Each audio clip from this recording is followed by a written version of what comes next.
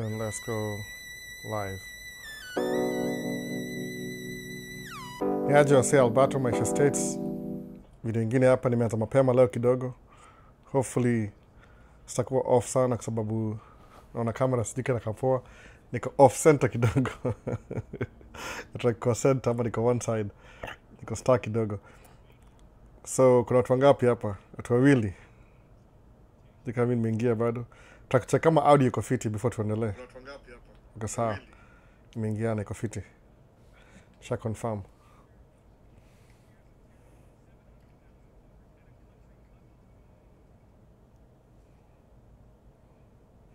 Sasa tukishoka ndani kabisa sahi. So before tuanze nataka like video, haraka ndio isaidie algorithm, ndio wala sana kama kuwatch recording afterwards wako mpangoni. Kwa busy sana hii wiki imepita by the way. Niko na chapa ma 12 hours peke yake throughout the week. So sija make video yote ya tracking just in case. Nianze TikTok, nisahau kuanza TikTok.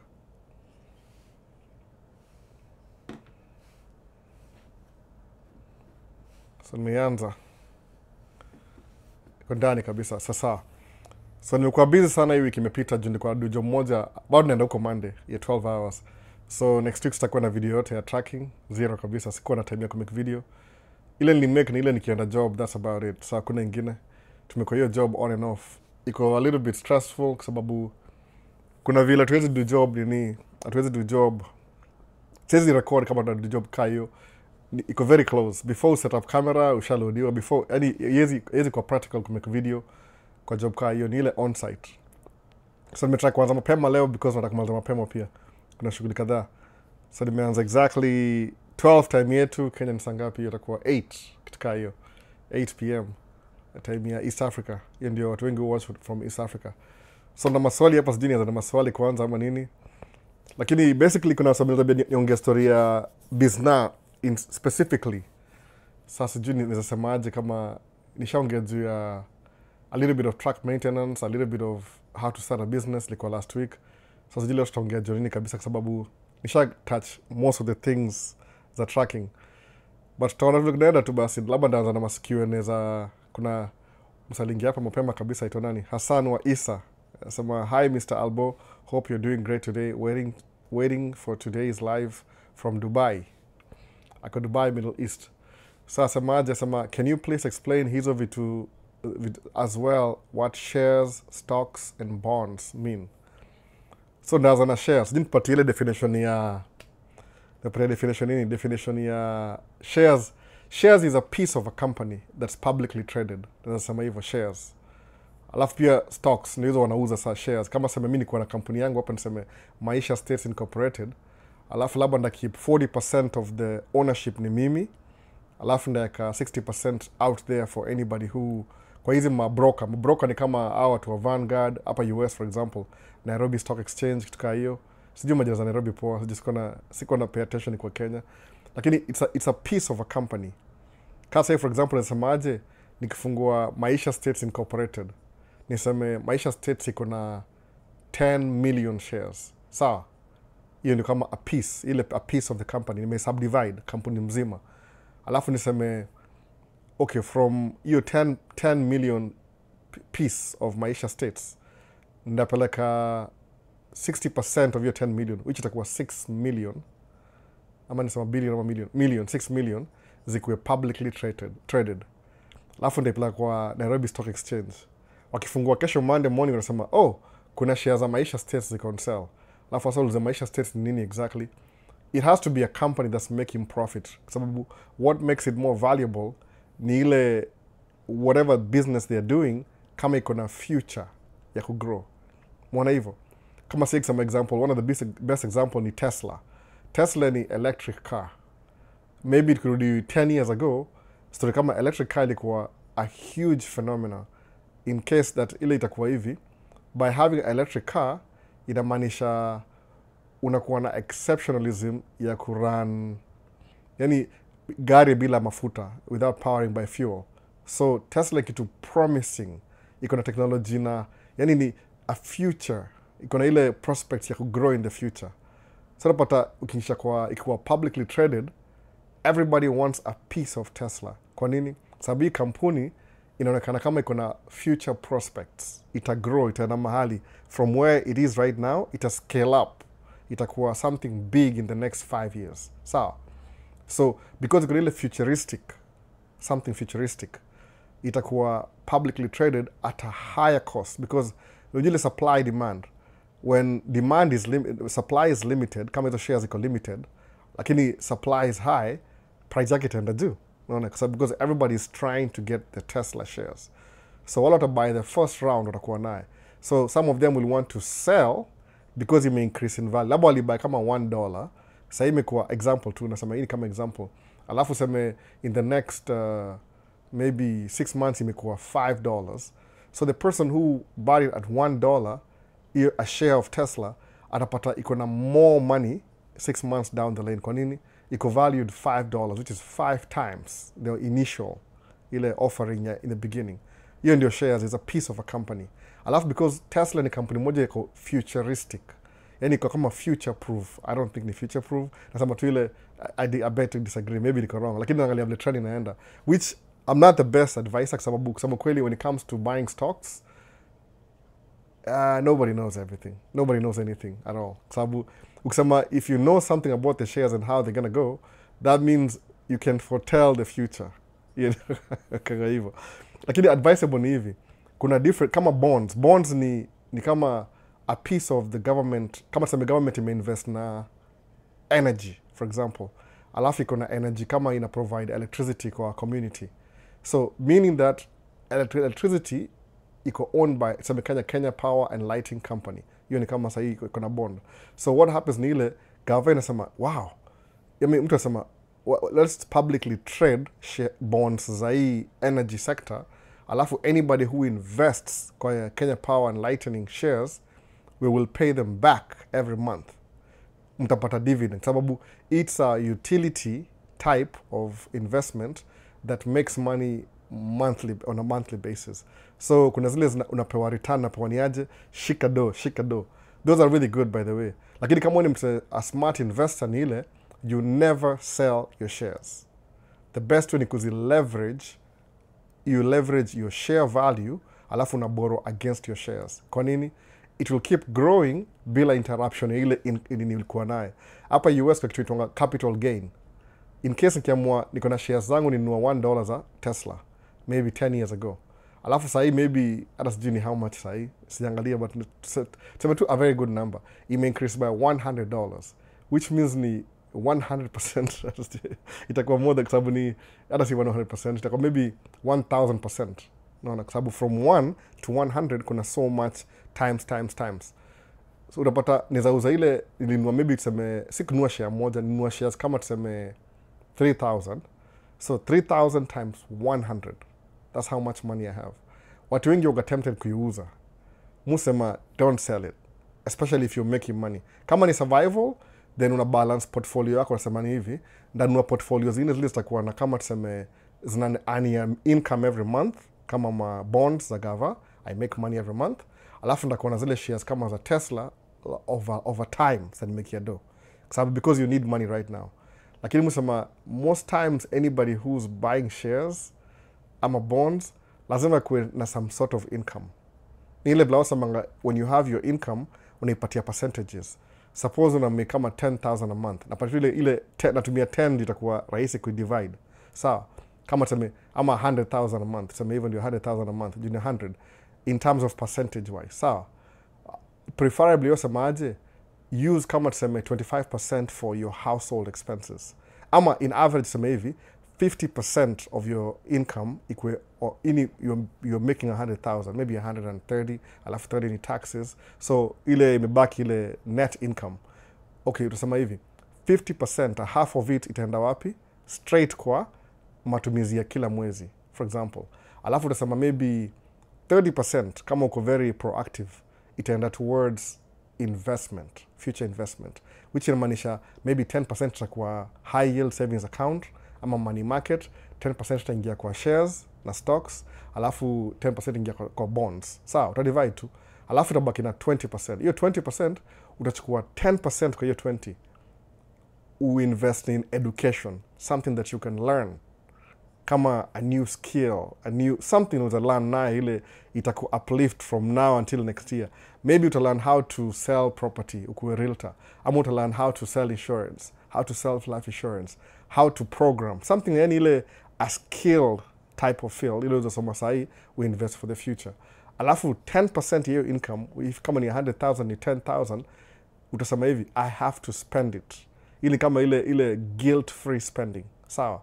Hiyo ndio zasema, vile mimi nimelearn, hiyo ndio how to budget. So lazima kuwe na do fulani, you have to spend no matter what. Kwa nini? Kwa sababu kama wewe ndio una work hard, alafu na make income, alafu ujilipi, utakuwa na resentment in a way, somewhat.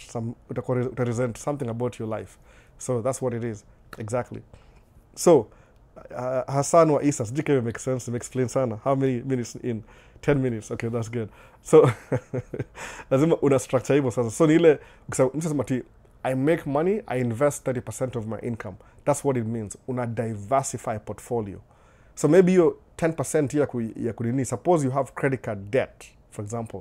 Kama hivyo nianza kuna credit card debt. Au utajipatia hiyo 1,000, hiyo 10% ya kuspend whatever you want. Kwa nini? Because take kama when you have a credit card nini balance, interest ile unalipia kwa credit card, if you spend $100 sometimes ni 24% ama 28%.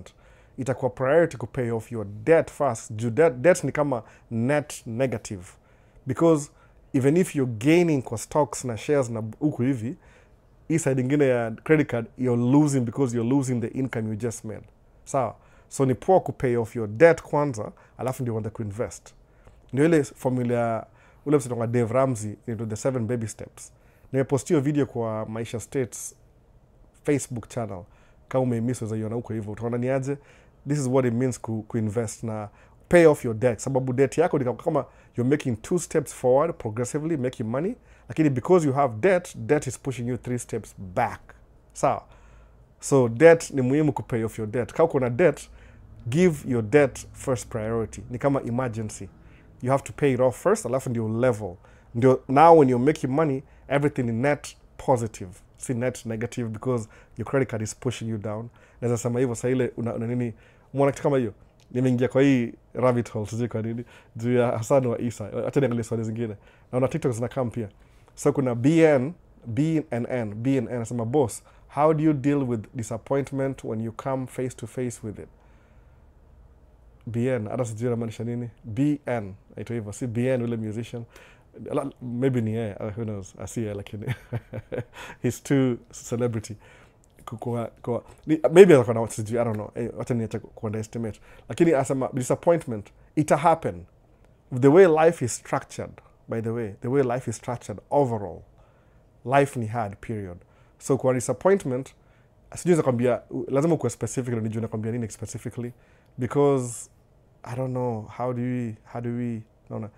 So asemaje, Dennis Martini asemaje, having my DV interview on Wednesday, Mungu mbele. Yeah, hiyo ni poa, but kama kuna interview, that's really good. Kwa sababu utapita most likely. Kama everything okay in order, ukiwa na DV interview, hiyo si ya kuanguka, hiyo ni ya kupita, by the way. You're not going to test for an interview. You just musema hivyo, naweza sema hivyo. Hata mimi kanaogopa hivyo. You're going to confirm that ni wewe, you are yourself and your documents. That's it. Unakuja wewe nakungojea hapa hivi next week hivi sisi. 2 weeks from now. Okay, hiyo ni nyingine. So ni TikTok kidogo ama I know life in US is easier because of jobs na kujituma, but what can you tell us about kujituma?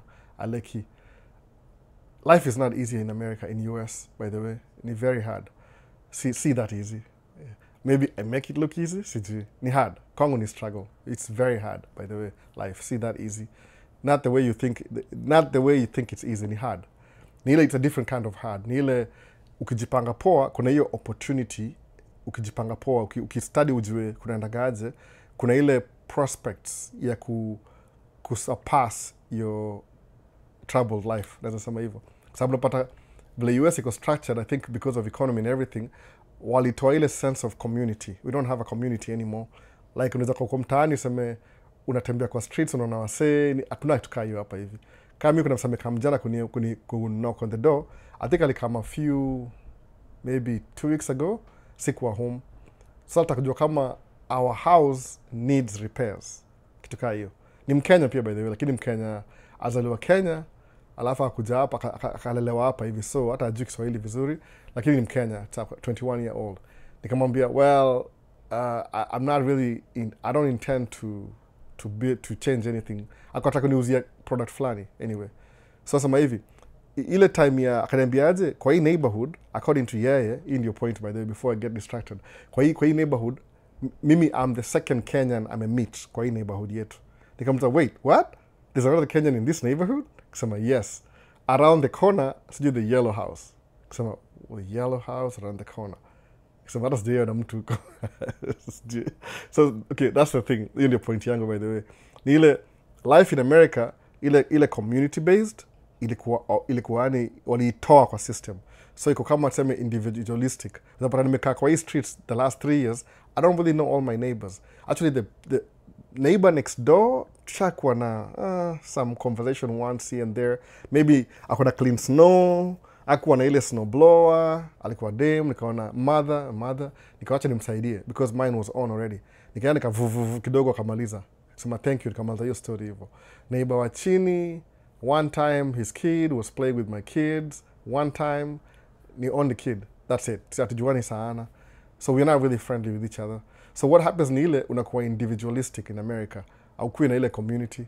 So the things that makes a community work, kama ile, nasema hiyo word, camaraderie, ile mnakuwa na wasee on a daily basis, you have to pay to make it work. So, kama say if you want childcare, hakuna free childcare, you have to pay for childcare. An example here, US. Life ni different. The things that Kenya ni pretty obvious, community, hapa hivi you have to pay for those things. If you want a community, friends, you have to pay for that. So ni kama wametoa ile community from any US life destroy community in a sense, then for you to get the community back, you have to pay to get it back. Unachika hiyo. So kama childcare, if I want my parents to live with me, ndaongeza bili yangu. So inakuwa very weird.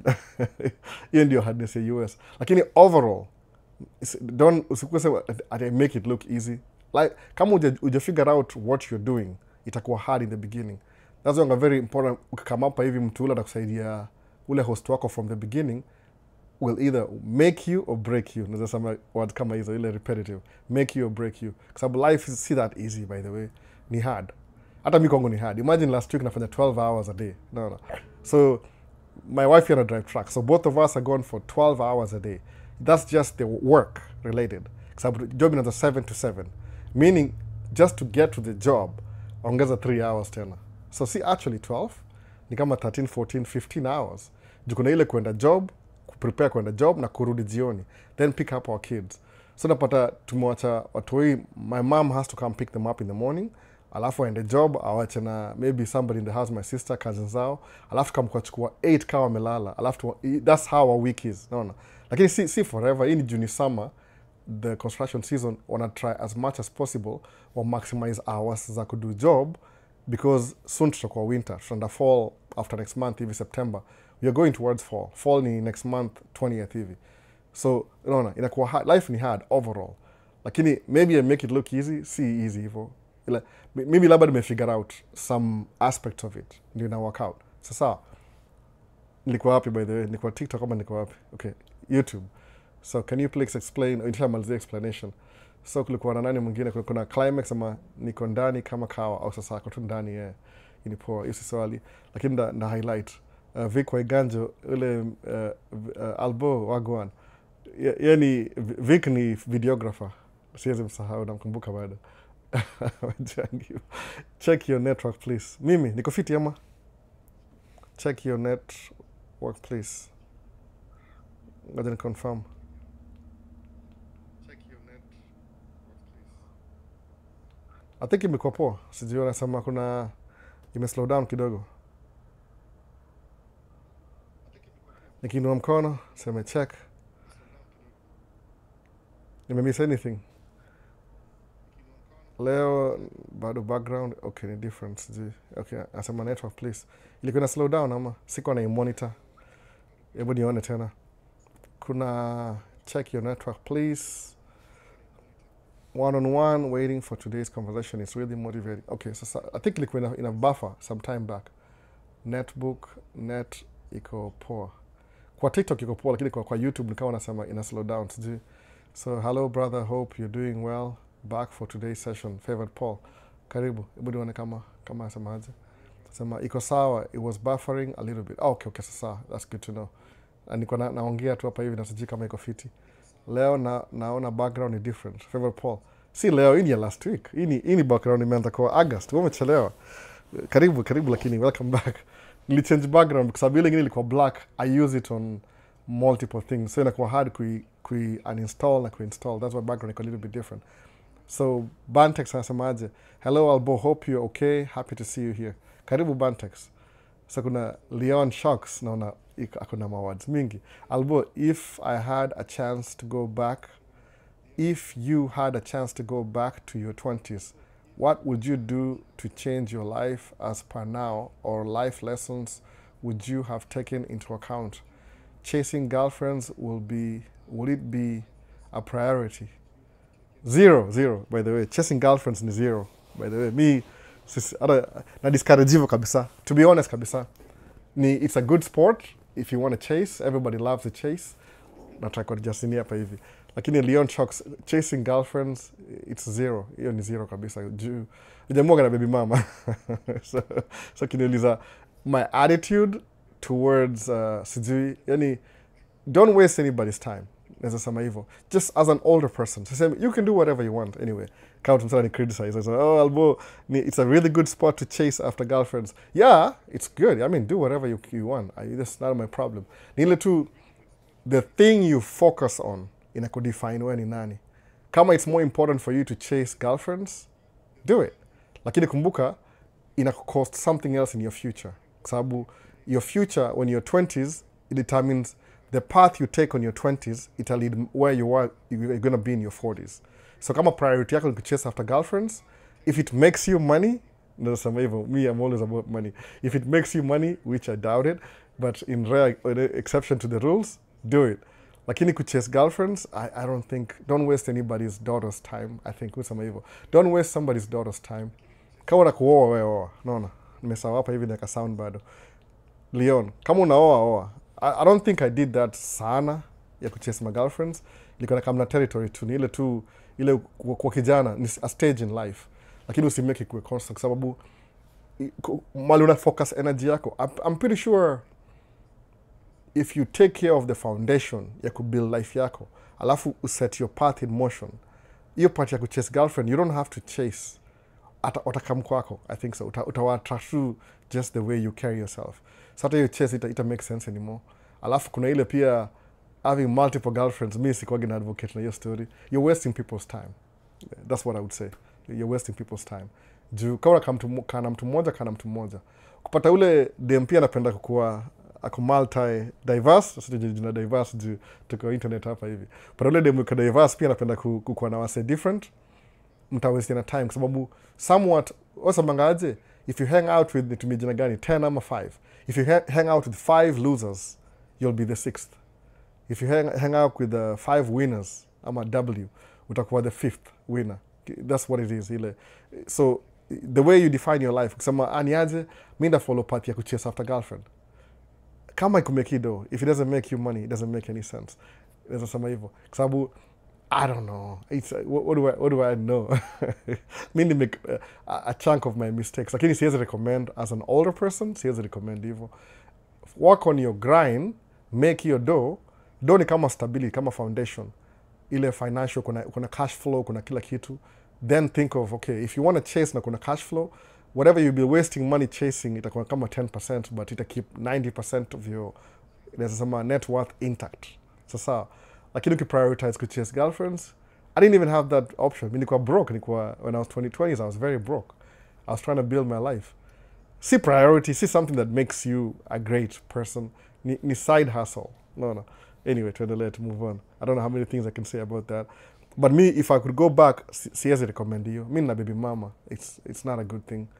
nilianza life yangu na rift. No, hata my daughter yushanga, how come you and my mom don't really talk? Nikamwambia, I don't know. Ask her. Maybe she knows, she has the answer. Kwa sababu I tried, nikasema it's no avail. So DJI agree, we don't really co-parent that well. Ni kama tuna broker katikati, brokerage. Anyway, move on. But it's not, I don't recommend it, honestly. I don't recommend it. Kama ni mseko young, ko 20s to 30s, spend your time to build foundation yako ndio whatever break utaget. Musemangaji in the beginning, ukianza na whatever you build mapema, itakuwa front heavy. Alafu itakuwa hard in the beginning, alafu it's going to get easier ukiinvest hard mapema. Ikuwa easy in the beginning, it's going to get hard later. Alafu itakuwa hata twice as hard kwa sababu hautakuwa na hiyo energy na utakuwa mzee. Naona? Ni kama uta lose twice. So you're better off kwa kijana chipukizi, work hard to build grind yako. Vitu zingine ni very scary, by the way. Kama tuseme moving out of your country kwenda country ingine, by itself, it's a big deal. So, kama unadu hivyo, by the way, kama nimeona miss call ya Joseph, ule ako cruise ship, singempigia simu, nimeona sahi before nianze live. Kuwa kunafanya kazi kwa cruise ship California, anaishi Kenya, every 9 months. Ni hard. Kwa mentally hard pia. Lakini utarealize hivi, when you look back, it makes your life easier. The hard things in the beginning makes your life easier on the other side. Sasa, so kuna Maximilian Ngoya asemaje, I say bro, you're doing so much, please don't give up. Kwa nani kwa give up on, nimemiss your question, context. It would repeat Maximilian, kwa what context? Sports Hub, trending 254 here. Oh, familia. Nimeona comment yako umechange jina. Nimeona kwa ile video ya last. So, hi bro, Michigan representing GSK. Karibu sana. Pia fanya the same thing I'm doing hapo Michigan. No. But hey, hakuna monopoly hapa. Kama uko na hiyo idea ya kudo the same thing vile mimi na do. Mimi naishi Minnesota, msema Maisha States, lakini si jina yangu ni Maisha whatever. Sema Maisha Michigan. Alafu anza kwambia wase information whatever you know. Share whatever you can, by the way. No. So, by the way bro, mse anaweza buy property US akiwa overseas. Siwezi jua specifically, I think it's possible, lakini lazima ukuwe na intermediary. Lazima utumie broker juu most of the land ni government authorize. So, what I can say, angalia, ni DJ Locane 254. Siwezi jua specifically, maybe I'll look into it, alafu I'll get back to you. It's possible, lakini kuna restrictions. Au taka entity fulani ndio ununue. Hata Kenya ni the same thing. Kama niko hapa, nitakubuy land Kenya, maybe natumia lawyer even niambie, naona how the thing works. Kuna some complication in between. Hebu nisi neglect TikTok sana. The last one ni kwa nini? Tuseme, I know life, okay, Shapita, life isn't easy. Ni kweli wamesema hivyo. Some exchange rate is what looks good. Sema exchange rate is what looks good. Yeah. You have to sacrifice for social life to work. That's true. The system is like that. So, siri pia uko ni kujituma. Yeah, absolutely true. Kujituma. Ukianza mapema tuseme net iko poa. Okay, sasa kwa hivyo net iko poa kwa ilikuwa asema ilikuwa na buffer kwa YouTube. Sijui kwa nini. Unajua watu hiyo chezanga video game. Hope wacheze video game sahi. Sijui poa. No, maybe. Sijui kwa cheza video game. So bro, yo DJ, nakambia, I'll get back to you. Mambo ya kubuy land. Naweza angalia ni vitu niko live. I wish I could niambie how that works. Sijui poa. So ni aje albo, is it true DV lottery mse kuapply lazima akuwe na passport Kenya iko valid? I don't, Kevin Kiplangat, sijui ulisikia hapo hiyo information. Hebu niambie source, naweza sema hivi, nitakambia tu the best thing. What are your sources za passport? Where do you get the information from? Kama ni kwa msee akisema, that's their opinion. Fanyanga hivi, if you want to know anything about DV lottery, enda kwa official website ya, itakuwa which side ya mesahau jina. Enda kwa, usisikie hearsay. I understand hivyo, watu kuna propaganda pia huko nje. Kwanza most of the things ni propaganda. So kama kuna information moja ujui, just go check it out. Enda ulize. Don't take people's words for it. Enda tu check mwenyewe uone kunaenda aje. Kwa sababu ni poa kuwa na passport in case ukiwin, lakini application in the beginning you don't really need a passport. Unless vitu zimechange from the last time I checked. Ukiapply ni ile tu kuna ile picha. By the way, wase, inakaribia, nini, I think in November. kwa ile bill, big beautiful bill haiku affect nini mambo ya green card in any way, so things are still the same, meaning kuna hiyo pathway. Kwa nini mna advocate kwa green card sana, kwa apply green card? Nasema mimi na point wase kama unioni mimi niko states juu ya green card, by the way, hakuna kitu kingine. Mimi ni green card imenibring hapa hivi, nili apply the same path kama mimi ni come through. Na ilikuwa lini? Ilikuwa almost 18.5 years ago niki apply green card. Iko hata computer based, kwa kama una piece of paper una print picture, una attach na glue, una staple, alafu unatuma package nzima. It was paper based, iko internet kama siku hizi. So mimi nimekam states na green card from day one. So si ati ni kuna story hapo. That's exactly why niko hapa mbele yenu, kwa that's why nimekam na green card. So ndakuwa advocate wa green card any single day unless vitu change.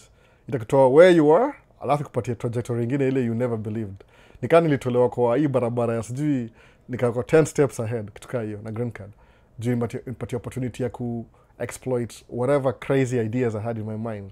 So at least I'm able to leave some of them because of kukuja hapa na green card. Mbona sasa?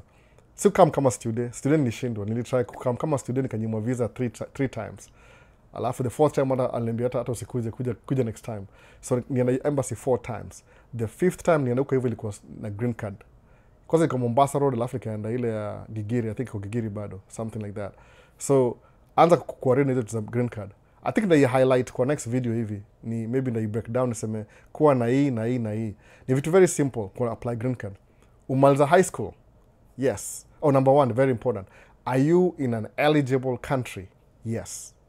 Umaliza high school. High school ni 12 years, alafu 12 years of education from ni kindergarten, naona K through 12 years high school. Hiyo ni high school. Umaliza high school aya uko na eligible country, yeah. Alafu umeoa, it doesn't matter, single or whatever. Alafu high school ndio muhimu. Those 3 things. Alafu kuna picha ile poa. So kama picha iko poa, umaliza high school and you're in an eligible country. These are the big 3. That's all you need. Alafu next thing place flani. Kama amesema amepata an interview next week. Jina yake nani hapa? Nimesahau jina yake TikTok. Amesema is going for his interview next week. Daniel Martini. Chunga social media, by the way. Ukienda kwa hizo my interview, shut down social media.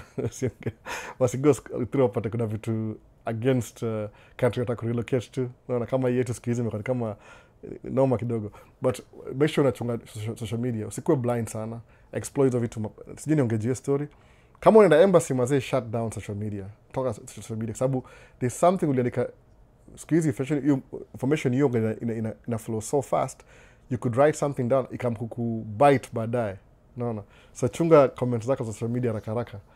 Disconnect ama anza ingine mpya. Naona. Anza tu path ingine mpya. Ukiwin green card itakuset up kwa place ile you never even believed, yani you never thought. Itakuwa very weird. Kama mimi nishanga sana. I used to have dreams za kuja States. I didn't know how I was going to do it. Lakini I was always thinking about it. Then nika apply green card. Guess what? Ku-apply green card made those dreams come true. Juu nipata hiyo nikama hapa US kama immigrant. Sasa angalia niko na business, nimekuwa hapa na watoi 4. Who knew? Naona. Hata wife ni native wa hapa hivi. Naona. Si native American but ni native wa hapa, amezaliwa huku. So naona kwa hii system ya gava kuna deeper vitu about hizo story. So itapatia opportunity to come ukiapply green card mapema. That's why I'm an advocate. Yeah, green card ni very important ku apply green card every year. Usikose. Na usikuwe na high hopes to ipata. Why apply? Do it and forget about it. Naona. Ile take action. Alafu ngoje results. Kwa sababu who can predict the future? Sijui. Naona. So tuende kwa next comment. Sioni anything ama nimerefresh up anything. Have I missed anything? Kuna. Sawa. So kuna kwa hivyo Kevin Kiplangat. Anything to do with DV, enda kwa official website ucheck.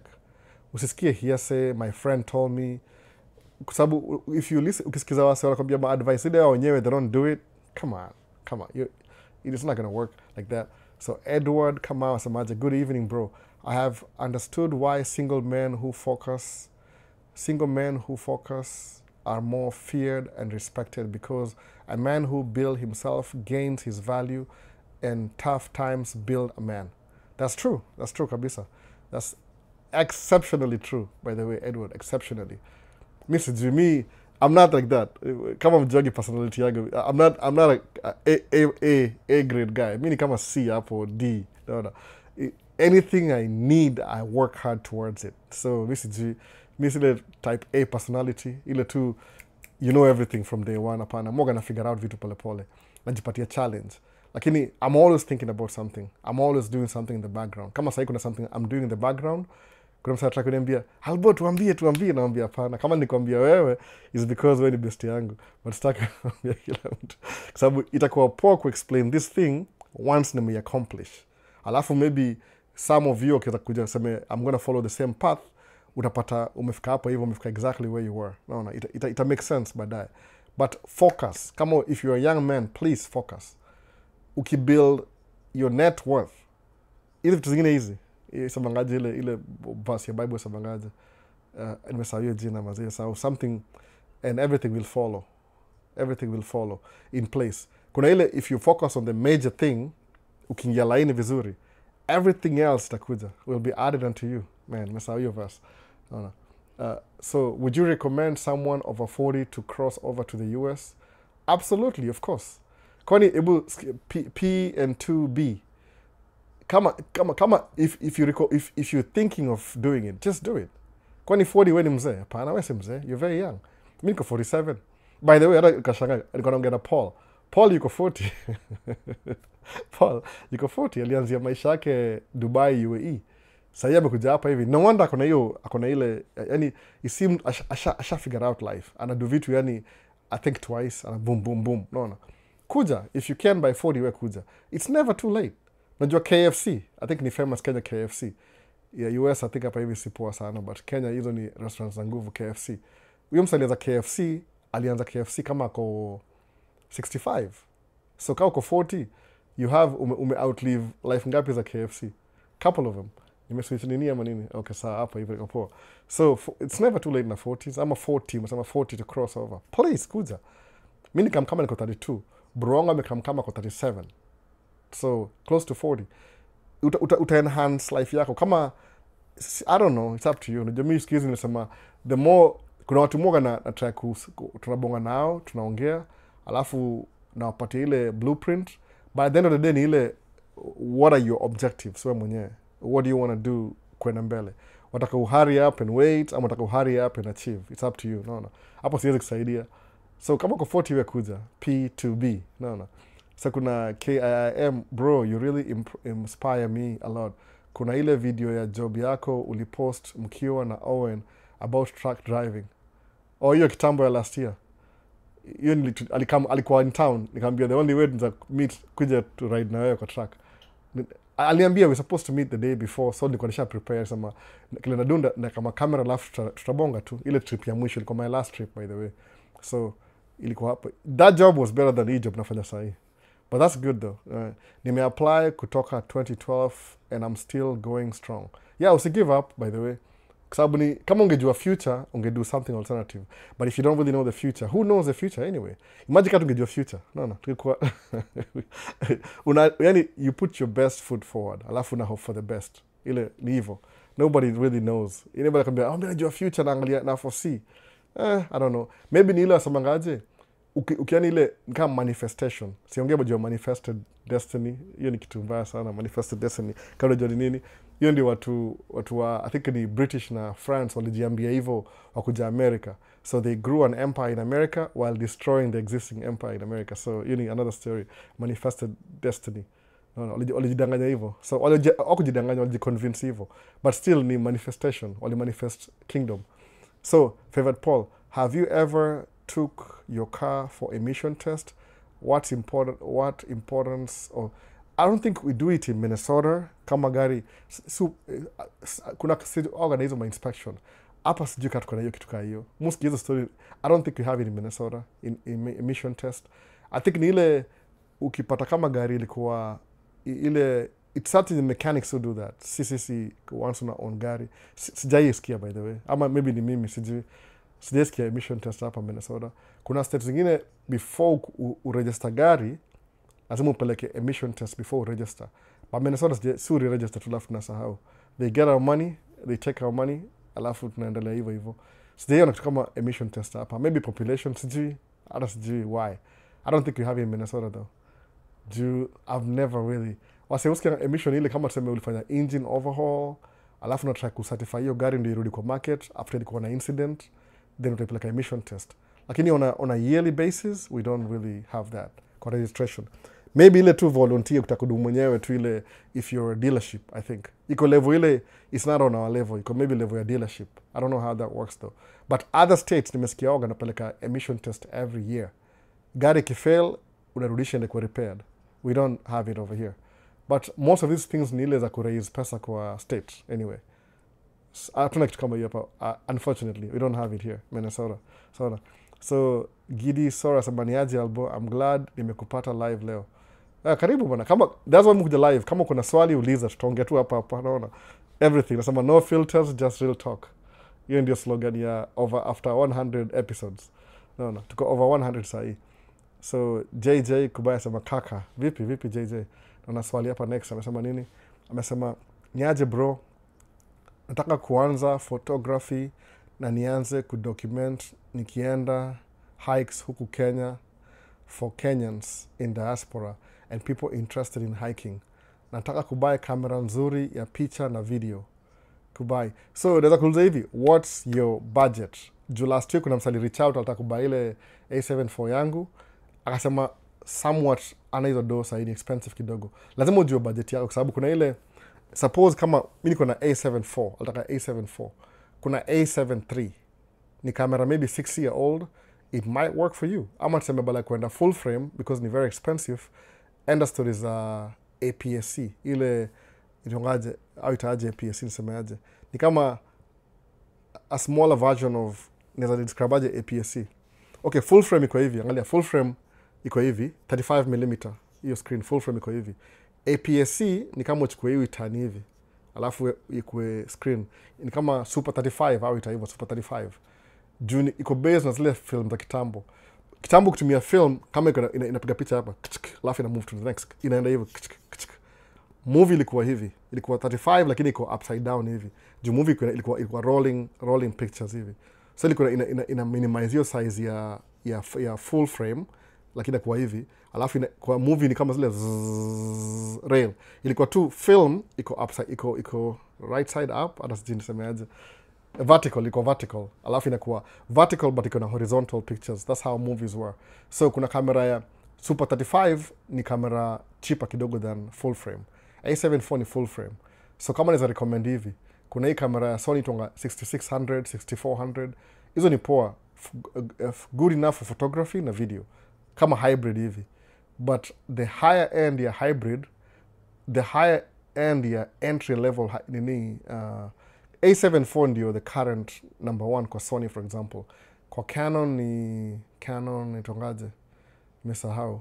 Canon something R7 or R8. R8 Mark II. I think it's Kai. Nimesahau mimi simsema moga na Sony siku hizi. But A74, A73, A72, A71. Hizo zitakuwa poa kwa hybrid. Lakini if you want photos alone itakuwa R, video itakuwa S. But anyway, depends na budget yako. Angalia budget yako alafu do your research, uone something that will get you started. Hizi ma GoPro, hizo ni kama action cameras. Some places to shine, some places to struggle. It depends. But the most important ni kama kuna simu. Anza. No. There's nothing as good as just start. Ukianza utakuwa sawa. Ukidelay useme nangojea mpaka ni kubat camera, hata utakilile moral. Umeona? So recommendation sijui naweza kwambia nini kabisa. Kuna APS-C. Mimi nimeanza na APS-C by the way. Hii kamera mnaona nayo live ni APS-C. Inaitwa A6600. Hii moja hii, alafu kuna nyingine hapa. Nimechange setup kidogo. Kuna nyingine hapa. Hizo ni mbili. Moja ilikuwa ya my wife, ajaitumia akasema okay, I'll put it to use. So mfanya live na APS-C cameras. Lakini recording mtumia A74. Kwa nini? Because hii room yangu ni cool enough, camera haiwezi overheat. Inaweza record for 3 hours in a controlled environment. Lakini ukienda outside, kama uko nje most of the time, unaangalia vitu mob sana by the way. Kinaweza recommend kama ni video na good photography, ni kama ile DJI Osmo Pocket 3. Ile niko naye. Ama Action 5 ni action bado. Osmo Pocket 3 ni poa hivyo. Ama hizo makamera kama za kuvlog. juu basically unataka stabilization kama unatembea, kama una document. Ziko na stabilization good enough. I don't know, hii tuzaenda rabbit hole kubwa sana, but wewe sema tu whatever, angalia what you will make it work from the beginning, alafu uchukue hiyo uendelee naye. Sasa hivyo tu amazani nasemaje, kindly recommend kamera nzuri na ni how much naweza kutumia pesa unifanyie shopping bro. I know exactly what to get, exactly kabisa, naweza kwambia exactly what to get, lakini it depends what are your needs. So JJ kubai, fanya hivi, tafuta namba yangu ya simu alafu tuchat kwa TikTok, ama uende hata nini TikTok unitumie messenger alafu nikwambie tuende back and forth, nikwambia what I would recommend. Ile nishatumia mimi, nakwambia what I'm using currently and what I've used before. Itakusaidia hivyo ujue, kwa sababu kwanza ndio muhimu. Kama uko na cell phone, anza na cell phone, put some 50 videos out there before uendelee. Itakusaidia hivyo. So TikTok kuna anything? Hakuna, nimefresh. So kuna bado maswali hapa. Nasemaje? Noma sana hapo America, KUKLX na racism imeshika vinoma. Visa siku hizi wa Afrika ni ngori kupewa vialam. So kuna kitu na happen. So mimi naishi hapa, siwezi jua sana watu kutoka nje. That could be true. Ni ile administration mpya I prioritize immigration kama nini, ina prioritize itangaje, sijui itangaje, nationalism, kitu kama hiyo. Kuna priority yao ni different. Side kama ni it's viable for the economy, yani kama wataka ile wana promote their own agenda, so wataki my immigrants wakuje. I don't know if it's true or they're just hiding. Politics ni complicated.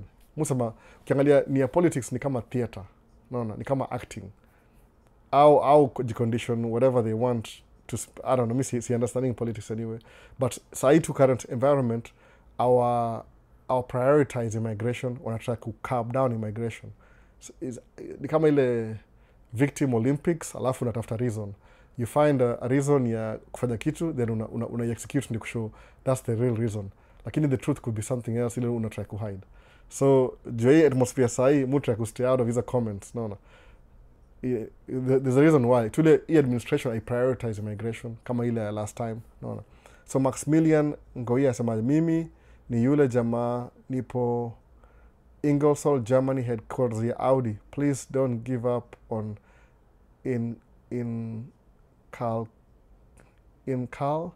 cutting us.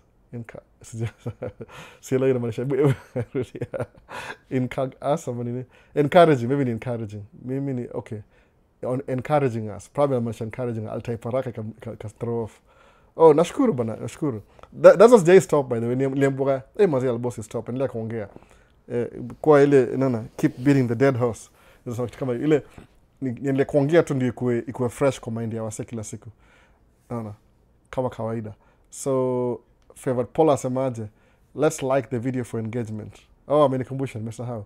Kama una watch like to video, mimi nishaji like mwenyewe. Muacha na hizo simu zingine ile nikimonitor alafu na like. Kama kwa YouTube like video ndio iko ile engagement after live. Also kama after live wataona kama itakuwa poa sana kwao. Sasa kuna key levels asemaniaje albo Kahemba niko Bungoma. I have good digital skills but I'm lacking a laptop. I can really appreciate if anyone can have two and willing to gift me the old one so I can start up. Key levels.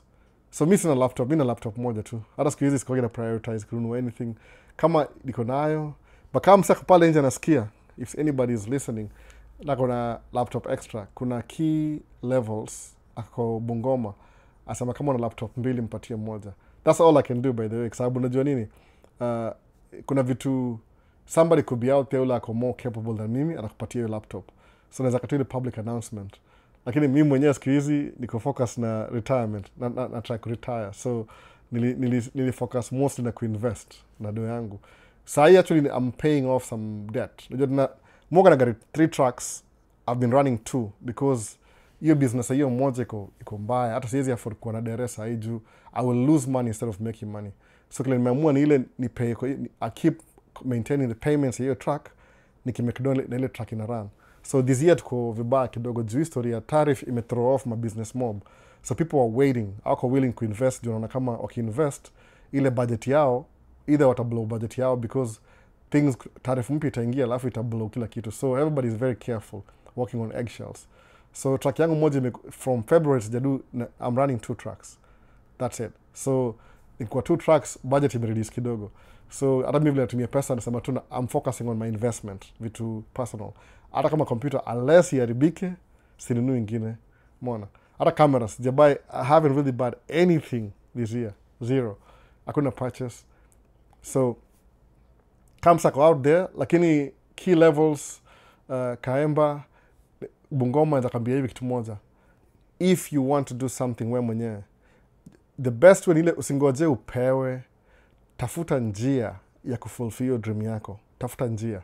Because kusema kweli kabisa, nobody is coming to rescue you kwa kitu yote unafikiria. Whatever you have ni ile, that's your individual goal. Work on it kama individual goal. Utashangaa sana. Nobody's coming to rescue you. Unasema naweza patiana information out there, lakini I have to take time before ikufikie. But ukiamua I need a laptop, angalia what things can I do nipate laptop cheap alafu ni repair alafu ndio kuitumia. Umeona kitu kama hiyo.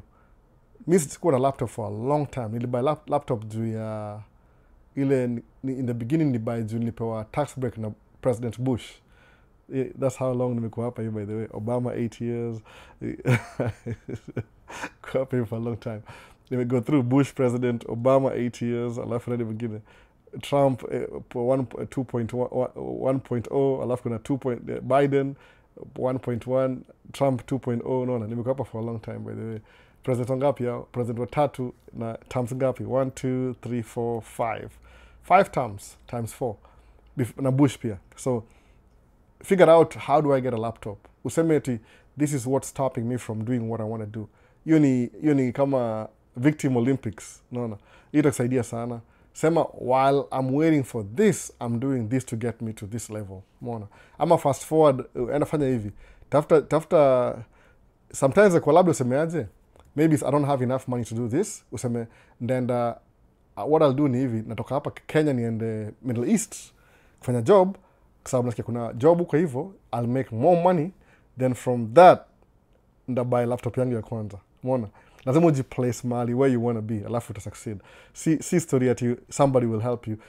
Exception to the rules, somebody could, by the way. But it's not always like si guarantee. Ni kama ile 1% of the chances. No. So Vosti asemaje, bro, I have followed you from YouTube and I like your advice. Oh, thank you. Can I help? It makes sense, thank you. Let me refresh. Okay, yeah. Nipe apply. Oh, kind of makes sense ni poa. Mutu akushare tu my own experiences. Hopefully somebody out there is some help. Liona hivyo. I'm not trying to make more money kwa social media. Niko na kitu yenu nimekiado. Labda nikipata time ndachukua hii full time. Itakuwa different approach. Sana Ian Kimani asemaje? Ian Kimani. Hi Albo, watching. Karibu Ian. Wanikanini next up asemaje? Hi Albo, watching from Arizona. Glad to join in and listen and learn. It's Ian. Yeah, karibu Ian. Sana mwingine kuna Gidi. So asema, what time of the year is the best to move to the US? Spring, summer, fall. Ndio poa. Winter is a challenge. Mimi nikam winter. Rude awakening. It was so cold. Woo! Especially Minnesota, tuko karibu na Canada. But anytime ni good time. Anytime. But if you really want to see places na ile iko active, depends on which state you're moving to. Gitsoro. Lakini spring, summer, fall iko fair weather. Sababu spring ni mvua, alafu ina warm up kidogo. Summer is very warm. Fall ni kama imeanza kuwa cold kidogo, alafu leaves na mwagika. Winter ni winter. No, it's just cold. So spring, summer, fall is the best time. No. So kuna nani asemaje? Is Audi Q7 better than Audi A8? Kuna difference. Q7 ni SUV, A8 ni large sedan. Mona. A8 ni kama itwaje? Mercedes S-Class. Q7 ni kama Mercedes equivalent. Q7 ni kama small Range Rover. Q7 niko, yani Q inamaanisha ni SUV. A inamaanisha ni gari ya kawaida. 8 inamaanisha ni stretched out. Ni ile gari kubwa ile. So mimi, my preference, I like them both. Lakini I don't have a need for A8 sahi. Unless na drive mtu VIP. Ama na drive hiyo. Na mtu mini VIP. Lakini mi na prefer Q7 juu ni all-wheel drive, alafu iko slightly raised from the ground. Alafu juu tuna winter hapa hivi, kuna winter, we'll have some really severe winter. Kawaida ni 3 months, lakini Minnesota because you are a little bit closer up north, winter yetu ni kama 5 months, naweza sema hivyo, 4 to 5 months, sometimes that are 6 months. No. Half the year ni cold, half the year ni hot. So because naishi kwa place iko hivyo, ni advisable kuja Minnesota if you can afford it, kuna gari iko na ground clearance. Jumi siishi kwa apartment, naishi kwa nyumba. So suppose ku snow before ni come home, I have to get my car, itakuwa I'm responsible to shovel my own driveway. Sawa. So kuna gari fulani ilikuwa minivan kwa front wheel drive. Kukisnow hata tuwezi park kwa nyumba, inabidi tuipark pale chini kwa barabara juu haiwezi panda hiyo, ita slide juu ilikuwa iko na front wheel drive. So tukarealize all wheel drive ni poa. Hata van yangu ni all wheel drive, by the way. That's why nilinunua. I'm pretty sure in the winter I'll still be driving the van kwenda job once in a while job. So it depends with your preference. Q7 ni SUV, A8 ni stretched out limo, ni kama limo tuseme, kuna ile L. Depends on your preference. Kama unaishi Kenya, I think A8 itakuwa sawa pia. Kama unaendanga off-road kidogo, Q7 itakuwa poa. Depends. No. Kama una drive exclusively kwa barabara bila any bad weather, A8 is a really good car. Actually in terms of ile luxury level, I think A8 iko higher because iko more luxury, rich, status symbol. Q7 tu ni SUV version ya A6, I think. I'm not so sure. Sijui ni ya Audi kwa aje. Ndio hiyo difference sasa. So hii anasemaje, for starters they can use their phone and hand stabilizer with DJI Osmo Mobile 7P, comes with an AI auto tracking. Mesikia hivyo? Huyo msee anasema na kwanza YouTube. Unaweza sana, but DJI ni cheap. Anasema if you need a good camera, angalia what camera you need. Kwa sababu unajua you don't need mob. Hata mimi my cameras are not cheap, by the way. Na hata si those are not the best kwa market. Sony the best I think ni A1, I think ni 7,000. So for 7,000 is a buy A7 IV tatu ama mbili. Ama ni buy A7 IV mbili na lens kadhaa. Naona. So it depends where your budget ni muhimu. Budget yako yasema nini? Mfuko ni aje. But ukianza most of the time when you start something kama your video, utakuwa na hiyo pesa in the beginning. Unless you have the money, that's okay. Just buy everything from day one. But most people kama una pesa, end up progressively. Kwa sababu even a cheap camera will make you enough money to buy an expensive camera. Mtu wanzia mahali alafu una build towards where you want to be. Watu wa kawaida, naona. Nasikia sound feedback, sijui ni hii ama. Or ni feedback maybe. So next ni gani? Sijaona hapa hivi. Hapa kuna nini? Refresh. Oh, listening here. Vini kwa TikTok. Albo van inaendeleaje? Iko poa. Muga na van kila siku iko poa. Hata niko na 1,000 miles before the next oil change. Iko poa kabisa. We drive 5 days a week. I like it. Ni vile tu sijui siwezi make video juu one of the mount ilivunjika na tafuta mount. Since the last video ya van, ujaona nimemake video kadhaa za van. Ni ile siku hizi niko job full time. So sinanga time. Tukimaliza job, kuna priorities. One of us has to go pick up the kids from my mom's place. So iko tight schedule. Lakini it is what it is. This is the time we make money, summer. Ndio soga busy kabisa. The busiest time of the year sisi ni June, July, August. Hizo 3 months ni the busiest. After that, ina slow down kidogo juu kuna kwa darkness inakuwa. Sasa tuko daytime mpaka 8:30 hivi, bado kuna light. So they are maximizing. Naona. Juu sasa ile wa meet deadlines before fall. So samaje, elbow ni kitu gani mtu Hassan wa Isa hujamaliza. Nasema kitu gani mtu, hebu type tena labda atamaliza baadaye. Samaje, hey elbow, I've been seeing videos on TikTok that for you to apply for green card you need a passport. I think that's the proposal. Maybe, I don't know, man. Unless wame update, I don't know. Kwa sababu sometimes wasema watakujua passport juu inamaanisha it could be a new requirement. Najua hivyo kwa sababu nimesemaje, this new administration iko very specific na immigration. Naona. Kwa sababu the first thing walianza tangu wachukua administration ile wamekuwa kideport wala wako hapa illegally according to hao na pia wala wako legal wengine. So priority yao itakuwa tight kidogo kwa because of their agenda is administration. So kama una need passport, then you need passport. Si mimi nasema tu the last time I checked when you are applying initially if I think there's 2-3 years ago they were asking for passports. Mi sijui kabisa. Unajua kama uko hapa ndani already and you have other things going on, you had kujua kitu ina deal na. Ni kama vile nikamuku states nigundongaje vile new watching CNN Kenya. Hiyo ni CNN International. Kuna CNN ya hapa hivi, which is totally different from ile watu wana international. Umeona? Kwa sababu ya hapa iko all the local politics. Hata it makes sense, inakaa kama ni weird. International iko very polished. They know what they sell out there and they know back and forth. So it could be a requirement, Mr. G. If you want me to look it up, nda look it up, alafu nawambia by next week. Application kama unahitaji. Kwa sababu kuna ule secretary wa hiyo immigration anaweza sema, yeah, requirement wasatoka na passport. Kwa nini? Ina prove that umetoka hiyo country. Maybe. Unaona. Unajua out change policies ni the government, it depends who runs everything. Ukiamua kuna necessity ya show passport, maybe they want to know that anybody ule anakuja hapa kuna passport already. That means you're registered to a specific country. Unaona kitu hiyo. It could be. Unaona kuna wasewaga for pro immigration, alafu kuna wala ko anti immigration. So kama uko anti immigration na immigration ni low, you'll try and make it harder for ndio eliminate watu ile era ndio meet ile whatever objective kuna kwa administration yako. Unaona hivyo. Inahoga hivyo. Ndio wase wengi usemaga mwisho wale wase supporting hata sijui hata tuacheze za politics. Hello Albo, tapping in here. I hope you're doing great, brother. Vincent, nakuona uko both sides. Nani hapa hivi kuna Ian kama sema, wow, that's a long time. Before a long time ya nini? Hiyo ndio nilifanya. Green card ama nini, Ian? Hebu tuone context ya Ian ilikuwa nini? Nimesahau. Ilikuwa long time nini? Kukaa States ama? I wish ningekuwa nazipata comments on time. Saying them will miss. Okay, Hassan Waisa amesemaje? Amesema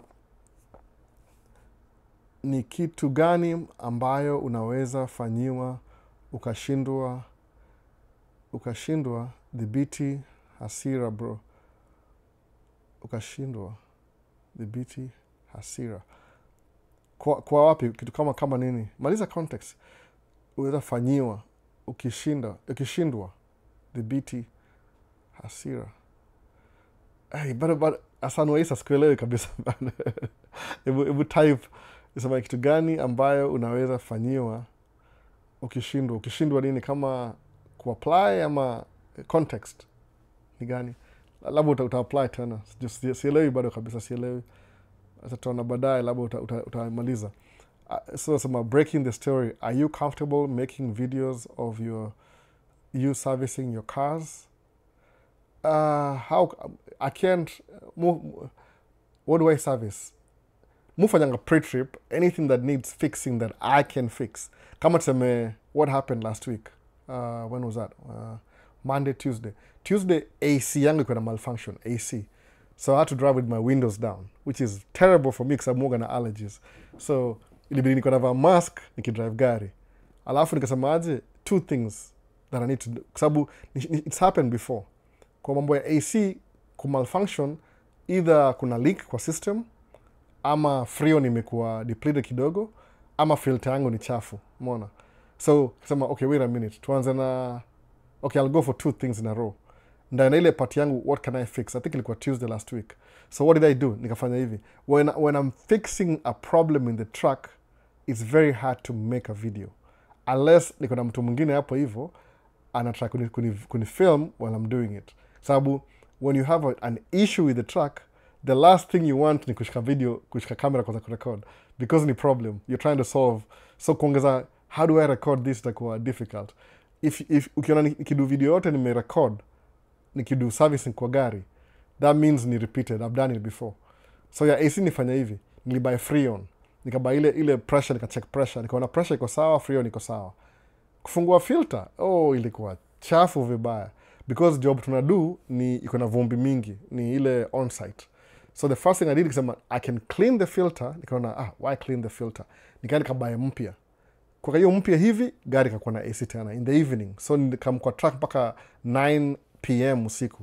Nikafika home 10. Nikalala for a few hours, phone nikaamka nikana job tena for 12 hours. So when I'm fixing something, ni hard to record because it takes away from the time. Unajua mimi nikabuda. Unajua hivyo mimi ni buda. Mimi na watoi. So priorities, nitoka tu job hivi, the first thing I want to do ni kufika home. Naona. Watu wana ningojea. Acha ni update TikTok wasema after 1 hour verify hebu tuone. Imekubali. Sasa. So ni hard kusemaje? I'm doing this while I'm doing this. Kama driving.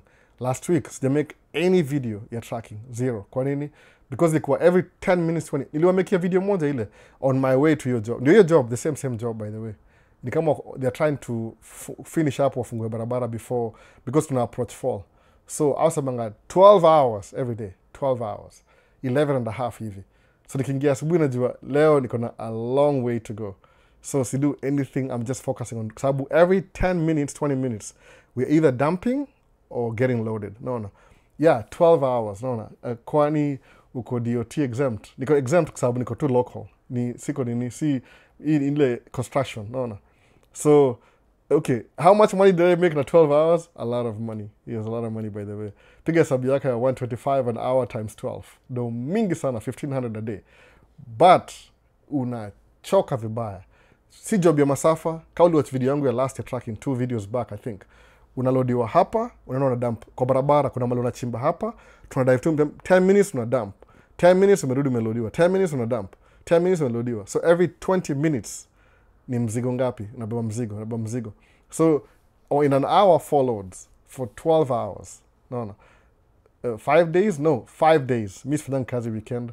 We don't have any daycare weekend.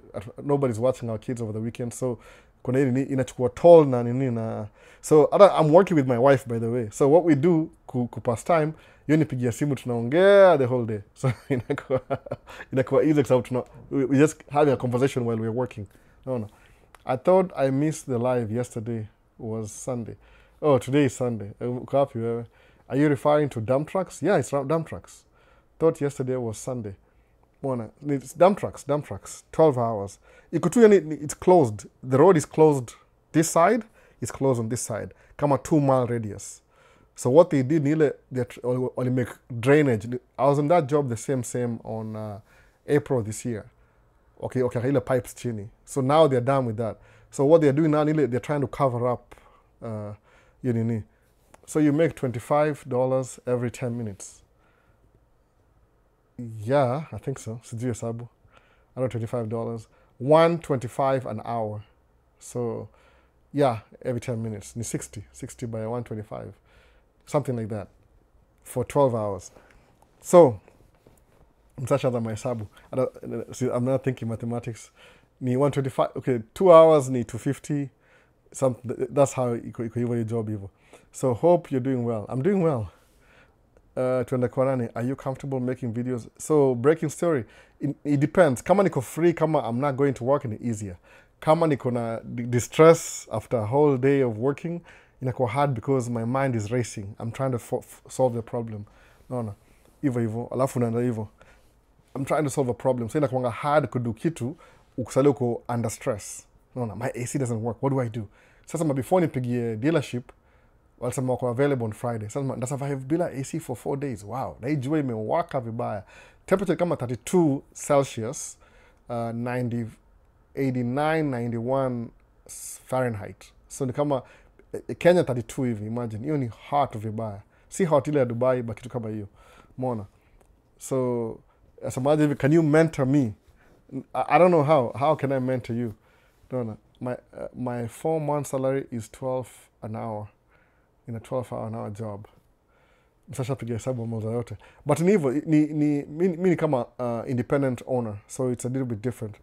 What's your opinion on the correct economic status in the US? I've been here since, I've been seeing guys doing CNA complaining they can't get extra hours or even a second job. Right now, because of the administration, ile mambo ya tariffs na nini. Okay, I don't know what they're trying to achieve. Nobody knows. Unajua ni administration, nyinyi ndio mko in power. Ni administration ya Trump. Wameanza na the first thing they did, they fired everybody kwa reduce government. Hiyo ndio agenda yao. So, less government jobs. Alafu, they're not hiring anybody. Alafu wakaongeza tariffs. So, honestly speaking, I wish I knew, sina comments. I don't know what they're doing. So, about sisi inatu affect directly because side dump business iko very slow this year.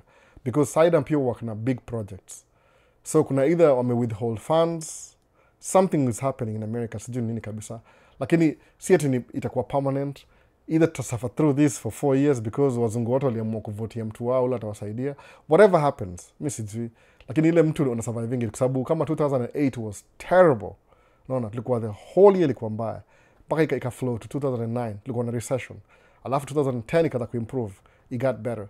So sometimes una survive tu, naona juu mimi siko kwa gava, I could do it better things if I was, lakini hii administration, the way they are doing their things, ina affect wase wengi sana kijob, and everybody knew they're going to do that, lakini kuna wase labda wako na amnesia, walisahau siku ya Bush ilikuwa ngaje, ilikuwa tu war. So mi sijui, naona I'm in Minnesota as well. If I would just be bombarding you with questions, don't bombard me with questions, and don't watch videos zote. Everything that I talk about tracking, it's in my videos. No, take time, useme I'm gonna go watch all of them, fast forward, alafu useme niaje. No, angalia ile live, ile previous live, angalia ma questions uone kama ni appropriate, alafu useme I'm ask questions right now.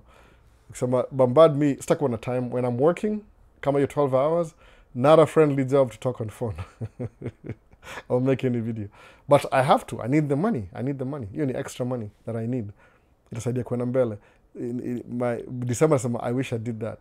So sahi kwa ni mambo ya economy na second job ni ile, I prioritize hiring, creating new opportunities in a whole back. So I don't know what they're trying to do, new administration. I have no idea, by the way. Either they know what they're doing or they don't know what they're doing. Mi sijui ni nini in between. But this economy ni mbaya. And I knew it. Na niambia wase, msivotie wase wanaribu economy. Wase wengi labda wakaona tu, hata mimi wale niko na influence yangu, sijui kuna wase walivotia huyu president wakasema because of some values, whatever, walidanganywa. Anyway, nilifuatanga politics for a long time. When I became a citizen, you can realize both teams, they play the same thing. No, that's more independent. But ile compared na Democrats and Republican, Biden economy ilikuwa better kwa sababu aku ruffle the feathers sana. Whatever the Republicans are doing right now, mi si understand nini kabisa, lakini ina affect economy directly. Naona maybe kwa sababu sema Kenya is poor, but maybe Kenya is poor for everybody else. For 90% of the population, Kenya is doing well. But for the 10% wale rich, it's doing really well. No.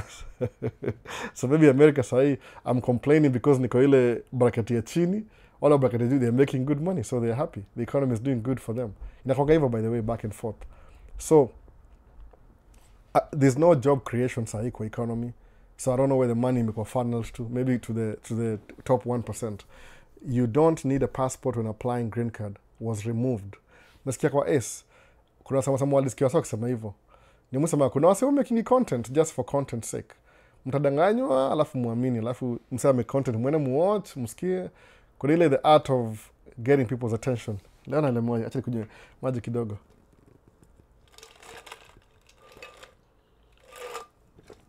Na ice hapa ndani ndio cool down. So you don't need a passport when applying green card was removed. Sasa nasikia story kwa Ace amesema ameconfirm. Do you think an entry job will be enough for a new immigrant with no savings? Gidi Soro, what's an entry job for you? Utaanzia mahali? Hata mimi nilianzia zero basically. Nikuja hapa States na $98 ile after exchange rate wakachukua $2 whatever I had. $98 in my pocket. Nimeanza naye. Naona. Alafu 90, I never got to spend that money. Somebody alinicon. Nilikuwa scammed that money. $80. Nikabaki na sijui $12. Lakini for the moment nipata job hivi from day one, then I build my way pole pole. You'll need some help. That's why ile in the beginning kama unakuwa na host, kama unalala sofa kama mimi, nianze kulala sofa. That's what I could afford. Ile host wangu angenitafutia nyumba nini. We were both struggling. At least yakashaka hapa 1 year. Host wangu alikuwa kuzo. Alinisaidia sana ku build life kuendelea mbele. So utaanzia mahali alafu uta build as you go. Si kitu ati come from day one. So ukisema can you survive with this new? Yeah, you can. You will. No. Ukisema savings, maybe you have a portfolio itakusaidia. There is a new proposal to introduce the passport rules for future DV application. Maybe they'll do it. I don't know. Maybe they'll do it. Passport rules. Maybe. No. What do you think about Kenyan Prezo award each 1 million each after winning every match. I know none of your business. I just need your perspective. Give them. There is a margin. It depends. You might think Kenya is doing terribly in economy, but the 1% in Kenya are making a lot of money. That's what happens by there sometimes. Some administration will make rich people more money. Everybody else won't make any money. Some administration will prioritize the large perspective ya watu, alafu the rich will be complaining and the poor. No. What business would you advise someone to start with 10K experience? I don't even know. 10K? I don't know. I don't really know, honestly. 10K, I don't know. If you can get you started with anything, start a YouTube channel. Alafu, maybe it needs $0 YouTube channel. Maybe cameras. You'll buy cameras once a YouTube channel. But your content has to be really good. TikTok everywhere. That's what I would say. No. CG, I don't know. Because I bought a podcast. I make dough vile. It depends. I've seen your video and noticed people really like the dump truck. Yeah, it's easier. It's actually easier driving a dump truck than a side dump. Because it's single unit. Alafu, it's like driving a box truck with the load maybe a little bit heavier. It's good. It's really good. I like it. Easier than if possibly in the future, maybe I will never drive a tractor trailer again. No. Apana, like kwenda Middle East. Okay, umesema kwenda Middle East. Hebu tuone. Yeye anasemaje? Hiyo ndio nilifanya. Okay, sasa. Okay. Nimeelewa sasa. Kwenda Middle East. Yeah, sometimes kama una pesa, kama ule msema laptop, kama una pesa, jaribu kusemaje? What if nikienda Middle East? Will I improve my finances? Then I can buy my computer. Then I can do this and that. No, kuna hiyo design ile, sometimes unaweza toka out of your comfort zone uende place Middle East hivi, alafu uta-build from that, itakuwa kitu poa kwenda mbele. No. Experienced buying camera. No. What business? Experiencing buying camera. Like what? Guru visuals. Sure, make content and maybe try photography and videography service when you're not using them. Yeah, that's true. Diversify. Kama mimi mufanyanga some paid things, some free things. People have seen me with cameras. I said, Albany, can you do this and this and that? So, oh, hey, can I have your business card? What do you need? Oh, I need a photo for my work. Right now? Yeah, right now. Camera diko nje. Just mama hapo hivyo. Is this good? Good? Okay, I'll send it to give me your email. They come to me for free. Kwa nini? I was there. Alisema, wanna pay me? Kwa sababu nini? Sometimes you've got a background already. He just needed one good shot for passport size your idea job. Nifanya immediately. Sometimes you have to do free work. You're not working for free. You're doing free work just to get to the next level. Mwanevo sasa. So kama msini sijamtumia bado nikimtumia hiyo passport yake photo, alafu asikie poa, atani advertise kama mtu mwingine. Anasema, oh yeah, I got it from this guy. Oh, he did it for free. But just call him. Kwa sababu I want it to be paid. Inakuwa serious because I have to charge you per hour. So because I was there and everything was set up anyway, nilisema tu, let me just take some na kufanyia favor juu everything is set up. Juu kiniambia, come do a passport, like maybe headshot, your passport photo. Inakuwa hard juu, lazima ni bring e-light niko nayo hapa, ni bring background, no. Now you're making me work. So that's why inakuwa more money. Si ati ni ile snap, ni ile prior to taking the pictures, ile planning, ile organizing, alafu na kuna ile post. No, that's what nacharging pesa, by the way, because I'm renting my experience, I'm using my time to do that for you. No. So the more you are, the better. Inakuwa even advisable. So hello brother, for a long time, but niko fine, still good. Huyu ni Master Gabu. Master Gabu ni aje bana. Everything. Kuna also get busy for a while. Kuna Jonas Diona for a while. Kama Master Gabu sijamuona for a while. So amesema kwenda Middle East. So YouTube, Giddy Sorrow. The passport rule was in place for DV 2020 and 2021. Then it was removed by a court order since it was introduced illegally. But now they're introducing it right in the right procedure legally. Yeah, I think they'll bring it up again, by the way. They might. I understand. New administration, same administration last time, so they'll probably fulfill their objective. So I know you're married. Did did you do like a church wedding? No, I didn't do a church wedding. I did a ceremony. We got married legally, then I did a ceremony. Actually, not, was it a church wedding? No, I don't think so. You go to ceremony behind one of my friend's backyard. Kuna picha. Mahali Facebook. Not on my page though, I think somebody else's page. Ilikuwa tu tulioana tu. Tuliona tu ile in my friend's backyard. Tuliona huko hivyo. Then tukaenda kwa restaurant. Ile everybody was paying for themselves and I was paying for the kids, hivyo tu. But people were paying for themselves. Ile get together. Then afterwards tukafanyiwa ceremony na my in-laws because they wanted to do the proper way. I think in the US culture, one of the families gets to do the wedding ceremony, I think. So we just do the mockery ceremony. Yeah, we're getting married again, kama ile process too, because documents are legally we're already married. Alafu tukafanya reception. They pulled it through. I just showed up. No, nikavaa suti too, that's it. The same suit I had and everything. Hivyo nikamalizana naye. But sikufanya church wedding. Ilikuwa tu legally. No. But marriage ni marriage. It doesn't matter. Even in a celebration too. So I love America because of the opportunities there. I think you're an immigrant and utilize your first years well, you will thrive. That's true. If you are, you will. Miss could thrive the first few years. I was trying to figure things out. It took me a while. That's why DJI channel, by the way. That's why I'm raising my voice now. DJI channel, samaje, the things that I went through, I'm wishing and hoping and praying. Kama hii forward people all together. Watu wasi go through the same thing I did. Ile ukisikiza hizi watu nasema, kama zina make sense kwako, unaweza skip ile learning curve, ukuje kama uko aware. Because mi kuja hapa hivi, there's nobody was there to help me through the process. Nili make mistakes in the beginning, niko advice from everybody. Hata wale wase wale aiwahusu. They were giving me their opinions. No. So inakuwa, ni kama opinion polls. You're not really sure what you're doing. Ni kama the blind leading the blind. Unaenda gonga kuta hapo, unaanza tena unagonga kuta hapa. Like, but eventually, just by doing it, eventually it makes sense. Ndio sema, kuja hapa hivi, I don't know the attitude. Sababu najua kuna watu, when people are young, some of them, yoga hard kuwaambia kitu. No, huwezi waambia kitu. They know everything. So you can't even, they don't take advice.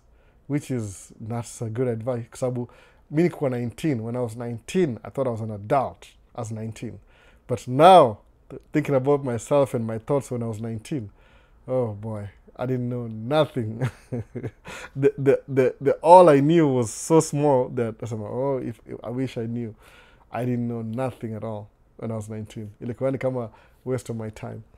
I didn't know a lot of things. So as you grow, una realize kuna vitu you thought you knew and you didn't even know nothing at all. Alafu una learn from it. Alafu inasaidia next time you won't fall under the same pit holes. Kwa hivyo. So this Maisha, tumaliza live sasa ama vipi? Naona, wasa wasikiza sana hapa hivi. Ilikuwa ya mwisho hiyo Unless kuna TikTok. Kuna anything nimesahau? Hakuna. So niliskip nini ingine? Ilikuwa nini? Love America. Kuna in Kenya we have M-Pesa. What do Americans do for mobile money transfer? Breaking the story. So I would be surprised that America used to ria M-Pesa wali reject kabisa in the beginning. They rejected it.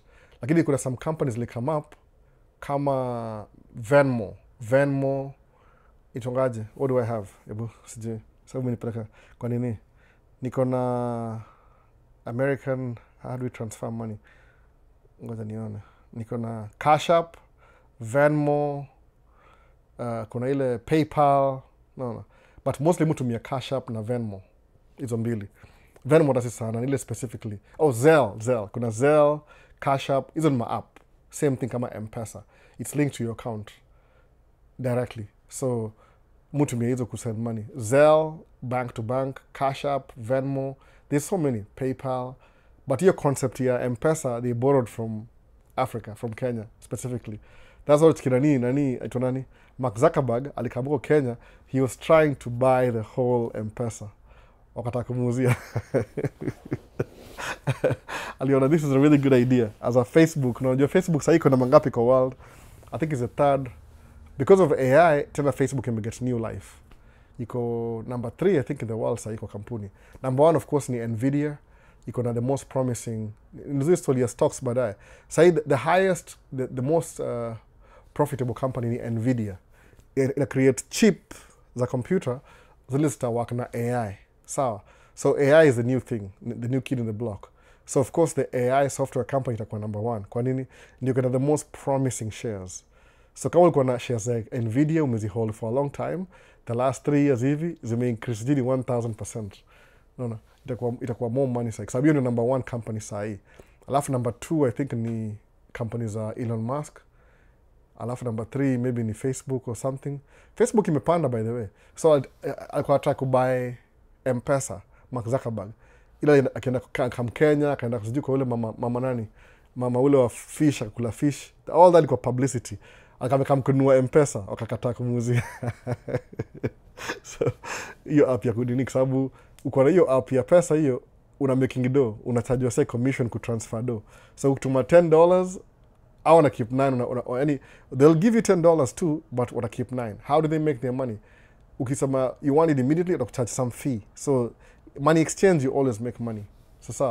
So hiyo story ya kujenga truck stop chini ya electric cable ni legit sana. I'm exploring it. Tight nightness. Yeah, fanya hivyo. Kwa sababu kama kuna hizi high power lines napita mahali kwa property huku chini, unapata before they lay them down, walizone hiyo area kwa area ya industrial. Sawa? So kama it's unutilized land, ukienda kwa hiyo town, ile useme nitwaje, the chamber of commerce hiyo town waambie, hey, ni kuna land fulani pale hivyo, iko under high voltage electricity. Maison kama nini? Of course najua itakuwa residential. Can I use it to store my equipment? Sema tu hivyo, to store my equipment storage. Wasema, oh well, utaangalia application, sema okay, go check it out, mwende kwa surveyor. Oh yeah, you can use this, wakukatia hivyo, kama how many acres hivi. Wewe kuja huku upige plan yako, upige mahesabu, track ni this long, we develop, iko your parking lot. Then you'll have an income. Kwa sababu unapata ile land ile, nobody's thinking about developing it, lakini for equipment storage, you see watu actively at night and day, they can allow you to do that. The chamber of commerce, naona, kwa that particular city ama county. Sababu to them it's more money for them, sababu now unutilized land imekuwa na property tax, naona. So they encourage that. Chamber of commerce in your city. So exploit hivyo. I'm just sharing. It's a really good idea by the way, parking lot. Unapata you're making 30,000 a month just from a business. Mimi nikipata 30,000 a month na siko involved ile passively, I'll stop working for at least 6 months. Ni enjoy the fruits of my labor. I'll take a break by the way. 30 ni domob sana by the way. Don't underestimate 30. Ni domob sana. I mean ni domob overall. Not to everybody was wadosi, but ni domob sana. So M-Pesa transactions. So breaking the story. I saw one of your videos of you confirming the weather condition. Is it accurate? Oh, it's very accurate by the way. Very accurate weather hapa hivi. Au angalianga weather hivi. Unajua Kenya labda inakaa inaccurate because au tumele generality. Alafu Kenya amna extremes ninyi sana, kuna extreme sana. Wanasema mvua itanyesha, hiyo ni hapa ni chances za 40%. Au angalia kama hivi, the winds, unajua America iko na resources America. Wanaangalianga winds kama ziko Pacific Ocean. Kuna ile jet stream ina moving hivi around the world hivi back and forth. So naangalia jet stream ya 3 days ago. I mean 3 days ago, whatever 3 days ago aliangalia ndio itafikia hapa sasa hivi, it's moving slowly. So kusema chances of rain between 12 and 11 ni accurate kutanyesha mvua by the way. Sometimes mvua hupita ile inakuwa tu ile very mild, like humidity na kama alafu inaisha hivyo ama windy. Lakini ni weather hapa iko very accurate. Wakisema kama jana mvua ilinyesha vibaya for 1 hour, lightning, thunder ikipita. Washaiona before ifiki kama 2 days ago, unaona. Hii tuangaje Department of nimesahau jina gava. Au monitor from the sea before they karibia.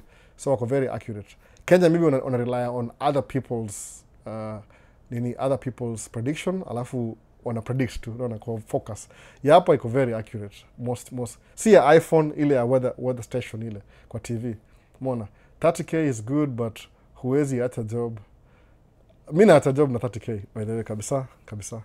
For 6 months at least. Niseme Oh man, I will. 30K a month. Oh, naacha job kwanza. For nini? Na pack track. Mi kwanza nina job kweli. Na pack track for 6 months hivi. Ama na pack track end of the season nikae 6 months before nirudi. Ama ndaka home ni sana pita nasema I'm losing money. Nikimbie back to anyway sijui. Nasema tu that it's good passively 30K. Very good passive income. Mona. But there's some work involved. How much money needed to start a laundry business? Mostly laundry business is not something utaanza from scratch. Preferably buy an existing business. Juu laundry ni kama unapata mtu amekuwa nayo in the last 40 years. Alafu they're getting old. Their kids don't want to do it anymore. So kwa hizi vitu za hata hiyo parking lot from developing you need some funds. Sababu it's very hard, by the way, it's very hard for the bank kukufinance pesa na hauna tangible, hauna collateral in the same count everywhere. Even your credit won't buy you land like that. Sababu credit can buy the land, but you need money to develop it, funding. So most of these businesses, when you're buying an existing business, scale story, existing business, kwa nini? That means your business, once you buy the business, suppose kama kuna msi akona parking lot already, sawa, akona 100 units, ama 200 units, sahi, parking lot already, 200 units. Every unit nampatia 350, ama 300, sema tu, tukue fair enough, 300.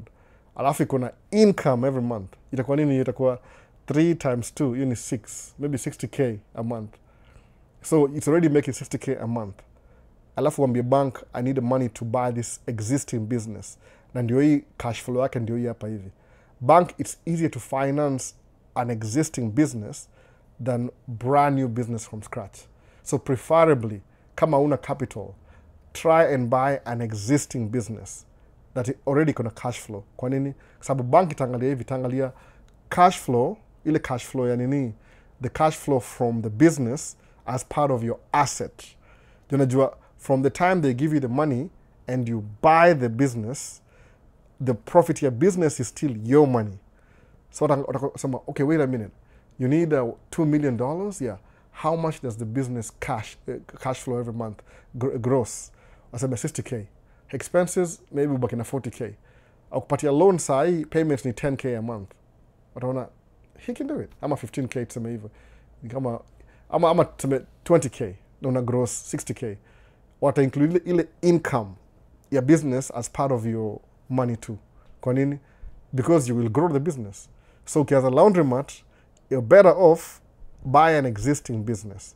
Kama una do. If you have money from maybe your shares or something, you can borrow against your shares. That's what msemaji ni muhimu. Kama uko young, anza kubuy shares mapema. Don't sell them, keep them.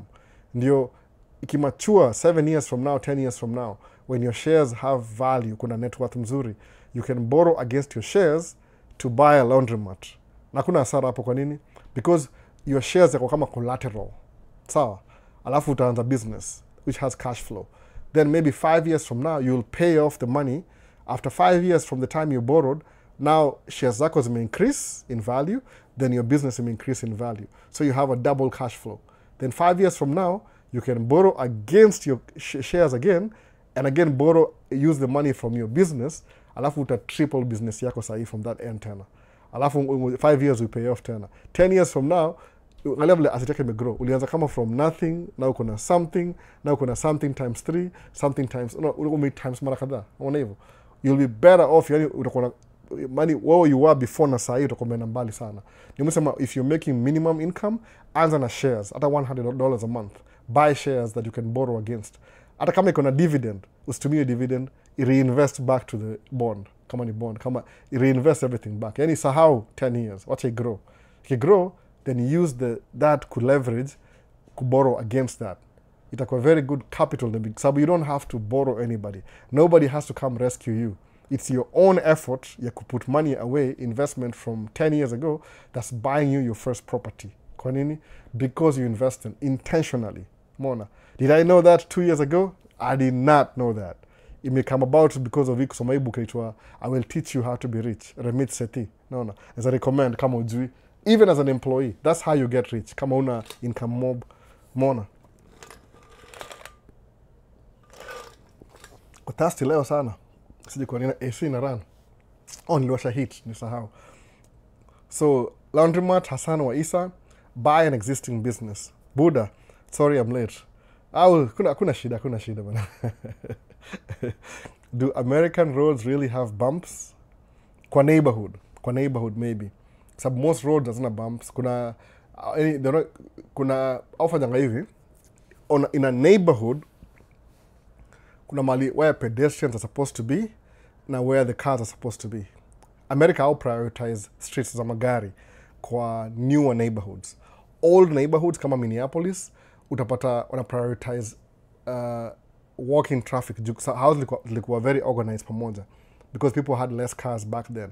But sasa the new kama neighborhood yetu ina prioritize magari. Kwa nini? They sell more fuel. Unaona hivyo? It makes more money. Fuel is big business in America. So outright could lobby against public transportation so that everybody can buy a car. Kwa nini? So they can sell fuel. Unaona hivyo? Kuna ile ripple effect. So the new neighborhoods is a prioritized driving. The old neighborhoods kama Minneapolis, unapata iko structured different. Kama 1930s, 40s, 50, ilikuwa kuna street mbele ya nyumba yako, then you get off the street, then you hop into your house. Alafu gari, if you have a car, iko back road. Unapaka huko nyuma, huko ndio kuna garage. No, these are the old houses. Wana prioritize ile people walking in the streets, on the side of the streets. Lakini the new neighborhood sahi, zina prioritize gari. Jolly gundua, selling fuel and parts and cars is big business. So America outright could discourage. Ni intentional, by the way. Si ati hatuna public transportation. Iko, lakini mostly out prioritize magari because of fuel. You separate people so everybody can buy. I was asking the same question. Oh, you didn't know why? This is why. People drive in America. Because in an improved economy. Do America, ni middle class, ni economy hapa ni 70% consumer spending. So the more people spend, the more money everybody makes. 70% consumer spending. And it's very strong worldwide. Mona. So watu wako na magari, wako na kila kitu. Sawa. So asemaje, ungegusia story ya existing LLC or corporation, the Delaware style. Ulichelewa kidogo, nikulishaanza hiyo story kitambo. Ulichelewa kidogo. Unaona, it's a husband. Looking for any husband already sent after wife. Unaona. So anything else imemiss ama tumalize? Nimaliza mapema leo, nimaliza mapema. Tuna watoi leo na nini. A lot of things is supposed to do. Ndaigusia kidogo kama nasema hivyo. Butu wana ile nini ndaje hapa sema, when buying a boat, do you pay for insurance like a vehicle? Of course you do. Of course you do. Kwa sababu kwa maji kuna traffic. Nika plan kuenda kwa mikia video ya boat jana. Kuna place moja nilidiscover kwa ile nikidrive around. Na ile lens kubwa ni washo vile boat I mean, kuna video kaa hizo nimesahau jina. But as I make ile to explain everything, sijui kama it makes sense. Hebu tuone. Ndana kwa hiyo boat launch. Boat lazima kuwa na insurance. Ni ile tu because of the weather in Minnesota, boat iwanza spring alafu inaisha fall. Ni 6 months. Ukwa Florida ni almost the whole year. So napata most people in Florida have boats. Kuna waterways everywhere in America, by the way. Everywhere kuna maji.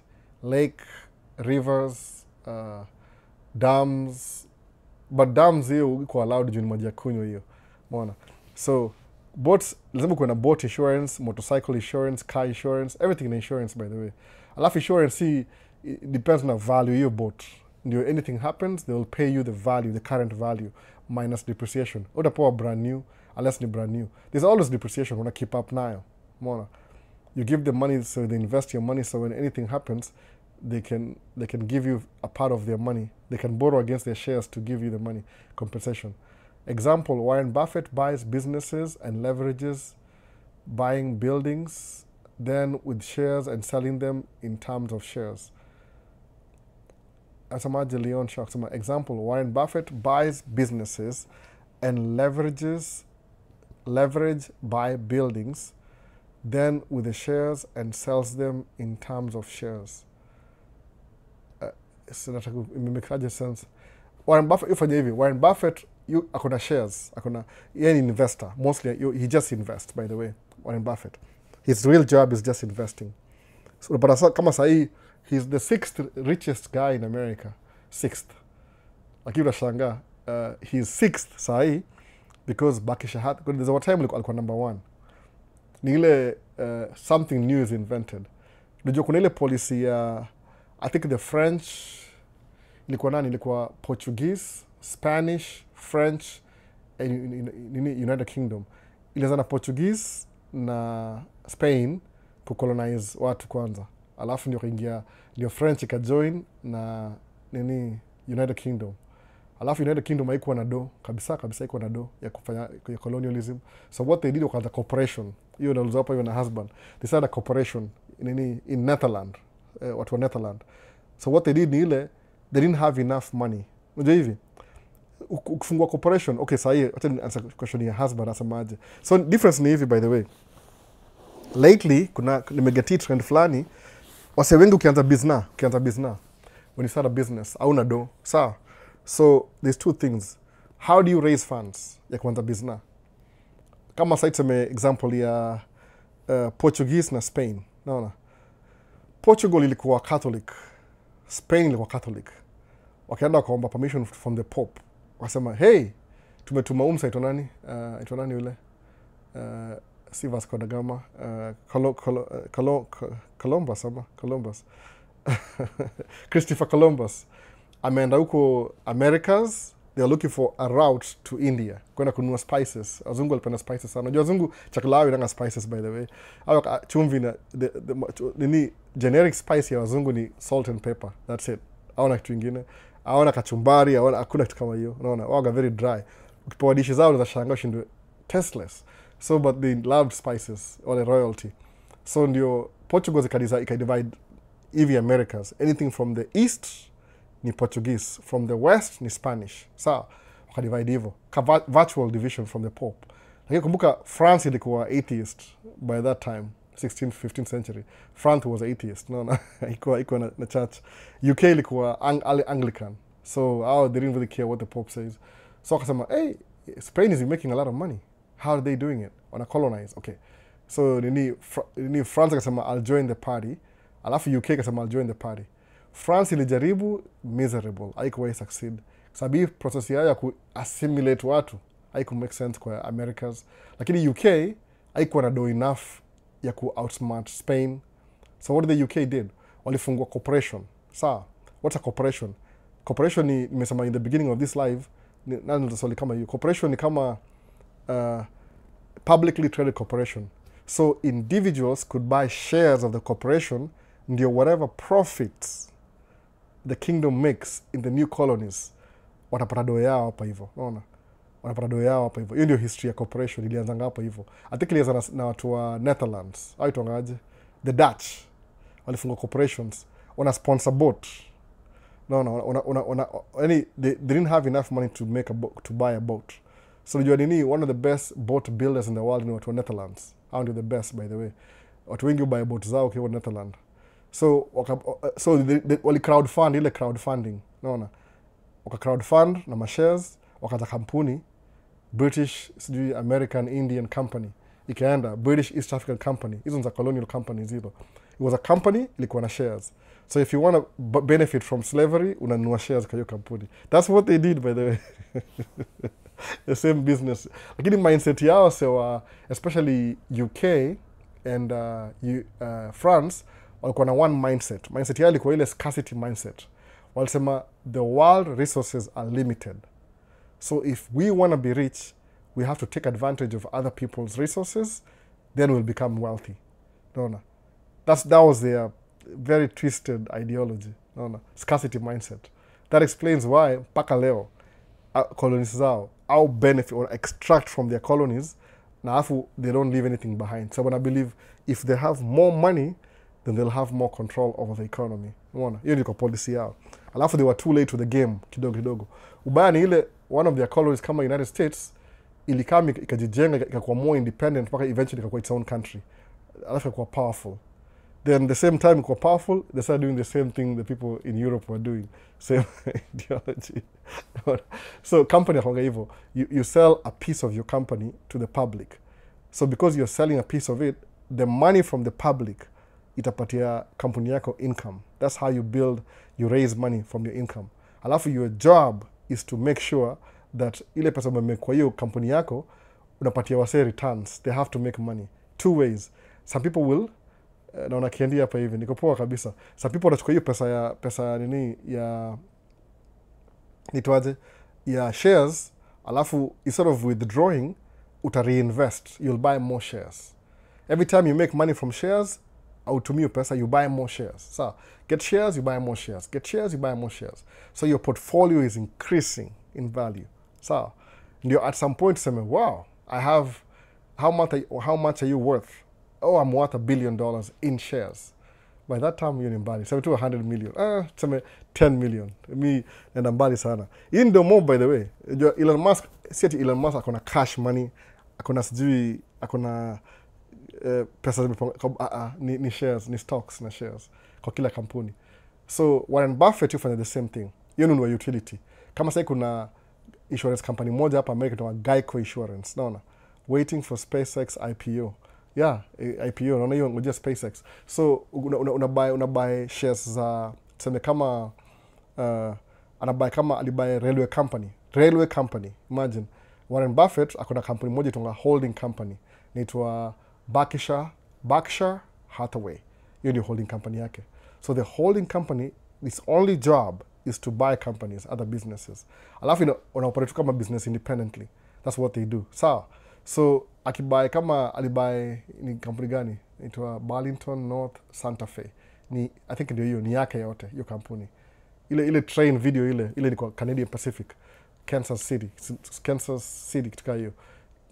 CPKC ndio hiyo. Au merge hizo railway companies. So akona insurance company, akona ile kampuni ya kumanufacture masabuni, my utility. So bado you buy shares, by the way. Kama utapata Nvidia akona shares huko pia. Sawa. Ama maybe alimiss, you never know. But akona shares huko. So even if yes billionaire anymore because akona shares, every time the shares grow, pia portfolio yake ina grow. Kwa nini? Because he has shares anyway. Alafu once in a while ataborrow against shares zake. Wacha nipate example. How do I do this example? The best example ni hivi. Suppose semeaje mimi wasaone Maisha States is a very viable company. Kama hii ni kampuni Maisha States. Loving it kwa the diary of a CEO. One of the fastest growing channels in YouTube. The diary of a CEO. Useme okay, Maisha States imekuwa very, people see that it's going somewhere. No. Maisha States going somewhere. Very small community. But just in case, it's going somewhere. Alafu iseme Maisha States Incorporated is a publicly traded company. Wasawa mwe, we want to buy IPO, some two shares ile confused wase. Shares za Maisha States, they want to be part of this movement. Sawa, so buy shares. I will take your share money, menua, then I'll use it to scale the business to a higher level so I can make more profit. Every year, because nyinyi ni members wa hii kampuni, I'll give you back some money back. The money that I made using your money. So basically, to CEO a company, their main job is to make money for the shareholders. No. That's it. Money CEO, Chief Executive Officer.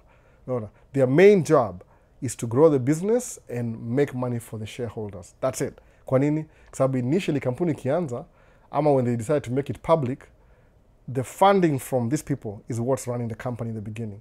So you have to pay them back. So kuna a piece of your company. So even though watu wana hizo shares hivyo. But because your shares are growing every day, kwanza ukidiversify your portfolio. Labda uko na Maisha States, uko na Kenyan American, natumia Kenya kama example. Uko na maybe Ikonini podcast, uko na kama hizi big companies. So you're buying shares from everybody. So suppose at some point Maisha States iwache kuwa relevant. Naona albo hopefully isikuwe ni mimi mtu mwingine aendelee nayo, but ikuwe tu irrelevant. It'll lose viewership. So, but since your portfolio is diversified, unapata Kenyan American home ina increase in value. Ikonini may increase in value. So you'll lose na Maisha States, but uta increase na Kenyan American home, uta increase na no. So that's how shares work. So even when you're losing, you're still gaining because ume diversify portfolio yako. So because alafu it's not advisable to borrow, sababu kiborrow is like you're losing your share value. Suppose uko ni 4 billion, kama chiki Elon Musk, aliborrow against Tesla shares, akaborrow 43 billion, akabuy Twitter. Akachange into X. Tangu change miss day for the Twitter anymore, by the way. I could make sense kwangu. I was bad before, I got worse. sawa. So akabuy cash, sawa, lakini he is supposed to pay back the 43 billion back, sawa, kwa ile whoever borrowed. Kumbuka ilikuwa akibuy Twitter maybe alikuwa valued at what, 200 billion. By the time the following year to pay off hiyo loan ya 43 billion, shares zake zili grow how long, 400 billion. So when you have shares, you can borrow against your shares. Kwa nini? As long as you don't withdraw shares zako. Kwa sababu withdraw, gava inakungojea na taxes. Utakuwa na ile capital gain taxes. Sawa. Whatever umegain hapo utalipa taxes kwa hiyo. Kama ni 40%, so it's advisable usiwai remove your shares, keep them going. Wachia watoi wako, fungua trust, wachia watoi wako endelee naye. Naona trust fund babies, uko na shares za kila kitu. Kwa sababu withdraw, kuna taxes itakungojea. The best thing you can do ni kuborrow against, hoping that 2 years from now when you pay off the thing you borrowed, ushapata enough money ya kuipay off tena. Umeona? That you'll borrow some more and pay off that and start paying a new one. So ndio sema ile concept ya buy, borrow, die. Buy, borrow, die. Buy shares, borrow against your shares and die. You're still paying for the shares. Watch your next generation. Inakuwa generational wealth. Kwa nini game ni muhimu? The fastest way kuwa na $1 million, si ku work hard, ni ku work smart. How do you start working smart? When you're working hard, use your hard-earned money instead of chase, sijui kununua vitu depreciating assets na sijui vitu gani. Invest kwa shares. 10 years from now, your shares utakuwa na enough money ya kuborrow against kuanza business. Mona. Mimi sikuanza hivyo. Imagine I didn't even know that. That's why nimekuwa tracking 15 years. It took me so long kuenda hivyo. With bad credit na track mzee na nini. So imagine 15 years in ndio nakamkulana. Oh, wait a minute. Ningejua ningeanzanga hivi vitu hivi. Mbona sasa bila nyinyi mna advantage. Ule msali wasema ati, Albo, how do you become a millionaire in 10 years? Shares. That's it. Number one. So you can borrow shares against your shares when ununue real estate. Labda ununue 30 apartments. Rent ni 2,000 a month. Hiyo ni 60k. Tena uipe pole umalize 5 years ushape off 30k uliborrow hiyo how. So you own them full time. Useme I'm sick of 30 units. Uende uziuze zote. Uchukue hiyo do uende invest kwa property nyingine tena uweke 20%. Tena you grow into 100%. Tena that's why once you get rich, you always get richer as long as you keep playing this game. Naona ya kuinvest, kubuy na kuincrease portfolio. So shindwa, how come the rich are so selfish? Okay, most of them, kuna wale wame-inherit. Wale wame-build life yao from scratch, kuna sacrifice they made kufika hiyo level. Hata mimi kuwa na tracking sahi kusema kweli kabisa. Hii tracking yangu sahi kuna how many payments, 2 payments to go ni pay off. Hii tracking me by 5 years ago, 2020. Sahi ko paid off. So meaning, as from next month, everything goes well, sina repairs, ndakuwa na gain, whatever I was making payments kwa track the last 5 years, payments to disappear. So ndakuwa na 100% profit. Maybe minus expense ndakuwa na 70%. Mwona sasa, ni may build for 5 years. Si free, si tutamka leo upate uko na nini, sijui, lazima ubuild. So niambie mtu kama mimi kusemaje, Albo ako very selfish na do yake. Why am I selfish? Because nimelan kujinyima mimi mwenyewe the last 5 years when you're not even there. So when you ask me for money 5 years after nimejinyima, my personality kujinyima anyway. Kwa nini? For the benefit ya grow portfolio. So most rich people don't spend money. Awa gari kama unasema kwa for you to kama una spend dough, wengi wale spend dough wale washai make tayari, it's only a fraction of what they own. Umeona sasa? Ndio tasho ataenda nue Lamborghini leo. Kwa nini? Lamborghini is piece of change, nothing. Kumuza, hey, how can you buy a Lamborghini worth 800,000 and there's homeless people in Nairobi or in California? Wanasema, when I was sacrificing in the last 15 years, this homeless didn't give me money. No, hivyo sasa. It make you sense. That's why, but kama uliinherit kwa babu yako portfolio, kama sasa watu wangu wakuji waseme, oh, we are rich because of my dad. Still, si hao walikuwa rich, lakini pia hao lazima wa manage. Most people wale create wealth from scratch. They are very selfish kushare. Kwa nini? Because they sacrifice, walijinyima. So nini yao, karakta yao ni kujinyima. So when they have it, ni ngumu kupatia for free. Kwa nini? Because there's a period to kujinyima to get to where they are right now. Mona. That's why rich people typically don't spend money. Hao gotta invest when they invest. When they do, wanaspendingi pesa kivijinga. It looks like it's stupid, but it's a fraction of what they make. Sawa. Am I the one who made the rules? No. Niwesemanga, learn the rules of the game, play the game by the rules. Ina make sense sasa kwa nini? Kwa sababu sasa kuna drive Lamborghini, anaona say homeless. Atoe so moja, apatie so moja. Kwa nini? Because he can, apatie so moja. But ile, what made him drive that car in the first place? 15 years investment ya kujinyima. Sawa. That's why. Naona. Kuna wase hujinyima all their lives, mpaka unapata when they wakikufa, ndio sasa watoto wao wanakuwa na hiyo pesa. Kwa nini? Wali sacrifice their money. They drove a Toyota Corolla 20 years. Okay, no brand new. Au kununua gari ingine. Sika mimi nilikuwa nanunua Audi Q7, ningevumilia. Naona. Kwa sababu kuna hiyo unaangalia ile potential ya kuinvest. Umeona sasa? That's why mimi nafikiria sasa vile hii administration they are firing everybody, they're not hiring everybody. They are more concerned about their shares. Zile wamegrow over time. Because ni kama wanafeel kama because you are rich, we've been sacrificing for 20 years only for one president to come and give all that money to the middle class who didn't really sacrifice. Umeona? So hiyo ndio political fight na kuanga hivyo. Kuna Ruto na kuna maskini. People wasema ati Ruto should just give all our money. Nasema tu example. Sijui Ruto personally. But imagine, what did these people do to get that money in the first place? Waliiba. Kama waliiba hiyo ni different. Hiyo sijui. Wali grow over time. Kama wali grow hiyo ni different. Kwa sababu mtu mdosi lazima uanze kama uko selfishly investing your money. Una sacrifice saa hii. It's hard in the beginning. Front heavy. Alafu inakuwa better baadaye. Sasa. So but rich people, it's very hard for them to just give you money. Kwa nini? Wanajua, they know how money works. So in the psychology of money, I think your books, you can engage you, but I can use the phrase, the psychology of money ni ile umezoea ku sacrifice ku invest than just spending. Sababu kumbuka ile Myron Golden, kwa ngejua Myron Golden kama 2 years ago nikianza Maisha States. That's when I discovered this thing, by the way. Jikisoma book yake ile itongaje, nimesahau jina ya book yake, by the way, itongaje, Myron Golden.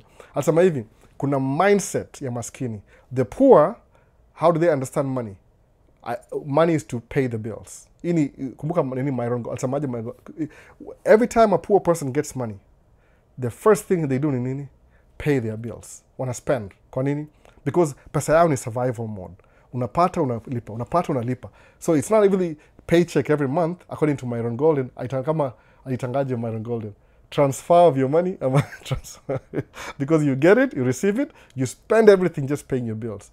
Then unakuwa broke for another 30 days. Tu unalipa, unakuwa broke tena. Hiyo ni poor people mindset. That's what they understand about money, is to pay bills.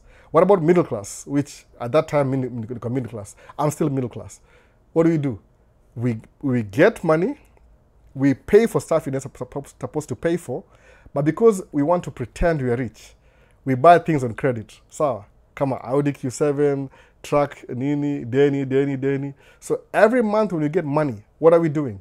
We are paying for our credit card bills. To maintain the lifestyle, we are paying for credit cards. Sawa. Alafu what do? Tunabaki bado tuko the same. So we use our middle class money to get credit to buy things we don't need, just things we want, which are depreciating assets. Lakini the rich, how do what's their approach about money?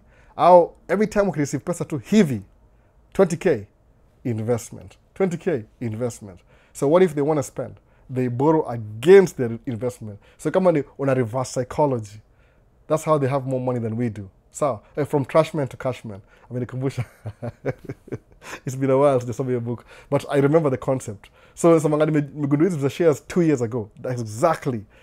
Dave Ramsey came maybe 15 years ago. But Myron Golden, from trashman to cashman, your concept, Nile, understand how the rich, the poor, their attitude towards money matters. So, if you want to be rich, anta sahi, sacrifice sahi. Every time you make money, you buy shares. Everybody will be laughing at you.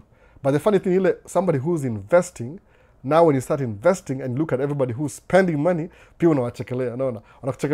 Because about 10 years from now, there'll still be kwa hiyo cycle ya kuspend, kuborrow. While you'll be borrowing against your shares, which you already have the shares, then spending out of your surplus. See, no difference on the evil. So that makes you richer faster. But how many people actually do this? Whew. 10%, 5%. No. That explains why in most countries, kwa hii system, whoever created the system, rich people are the fewest kwa hiyo population. Alafu middle class ndio the vast majority. Alafu the poor ndio maybe 15%. Mona. Ile middle ground hapa hivi ile 80% ni middle class, 15 ni maskini, 5% ni wadosi. Every community in the world, whoever came up with this system, si mimi nilipata ki-exist. No, I don't know who came up with it.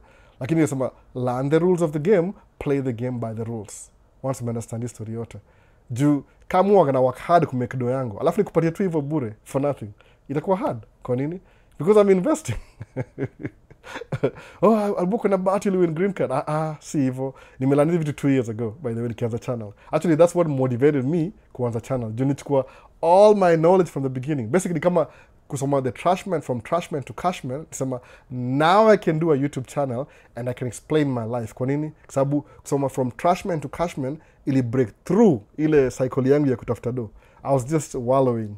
Nikitafuta, yani kama nimefika place fulani na understand how to make money, how to save money, but I don't know how to invest money. Sawa. Nikasema from trashman to cashman, ikanifungua akili. Nikaanza hii channel. Boom. Kusema, let me talk to people now. Kwa nini? Because ile my experience before, mpaka 2023, kusema, breakthrough ndio hiyo, nimetoboa. So now I can tell people, this is how you invest. Attitude yako towards money itakuwa different. You have to start investing. Nimeanza kuinvest lini?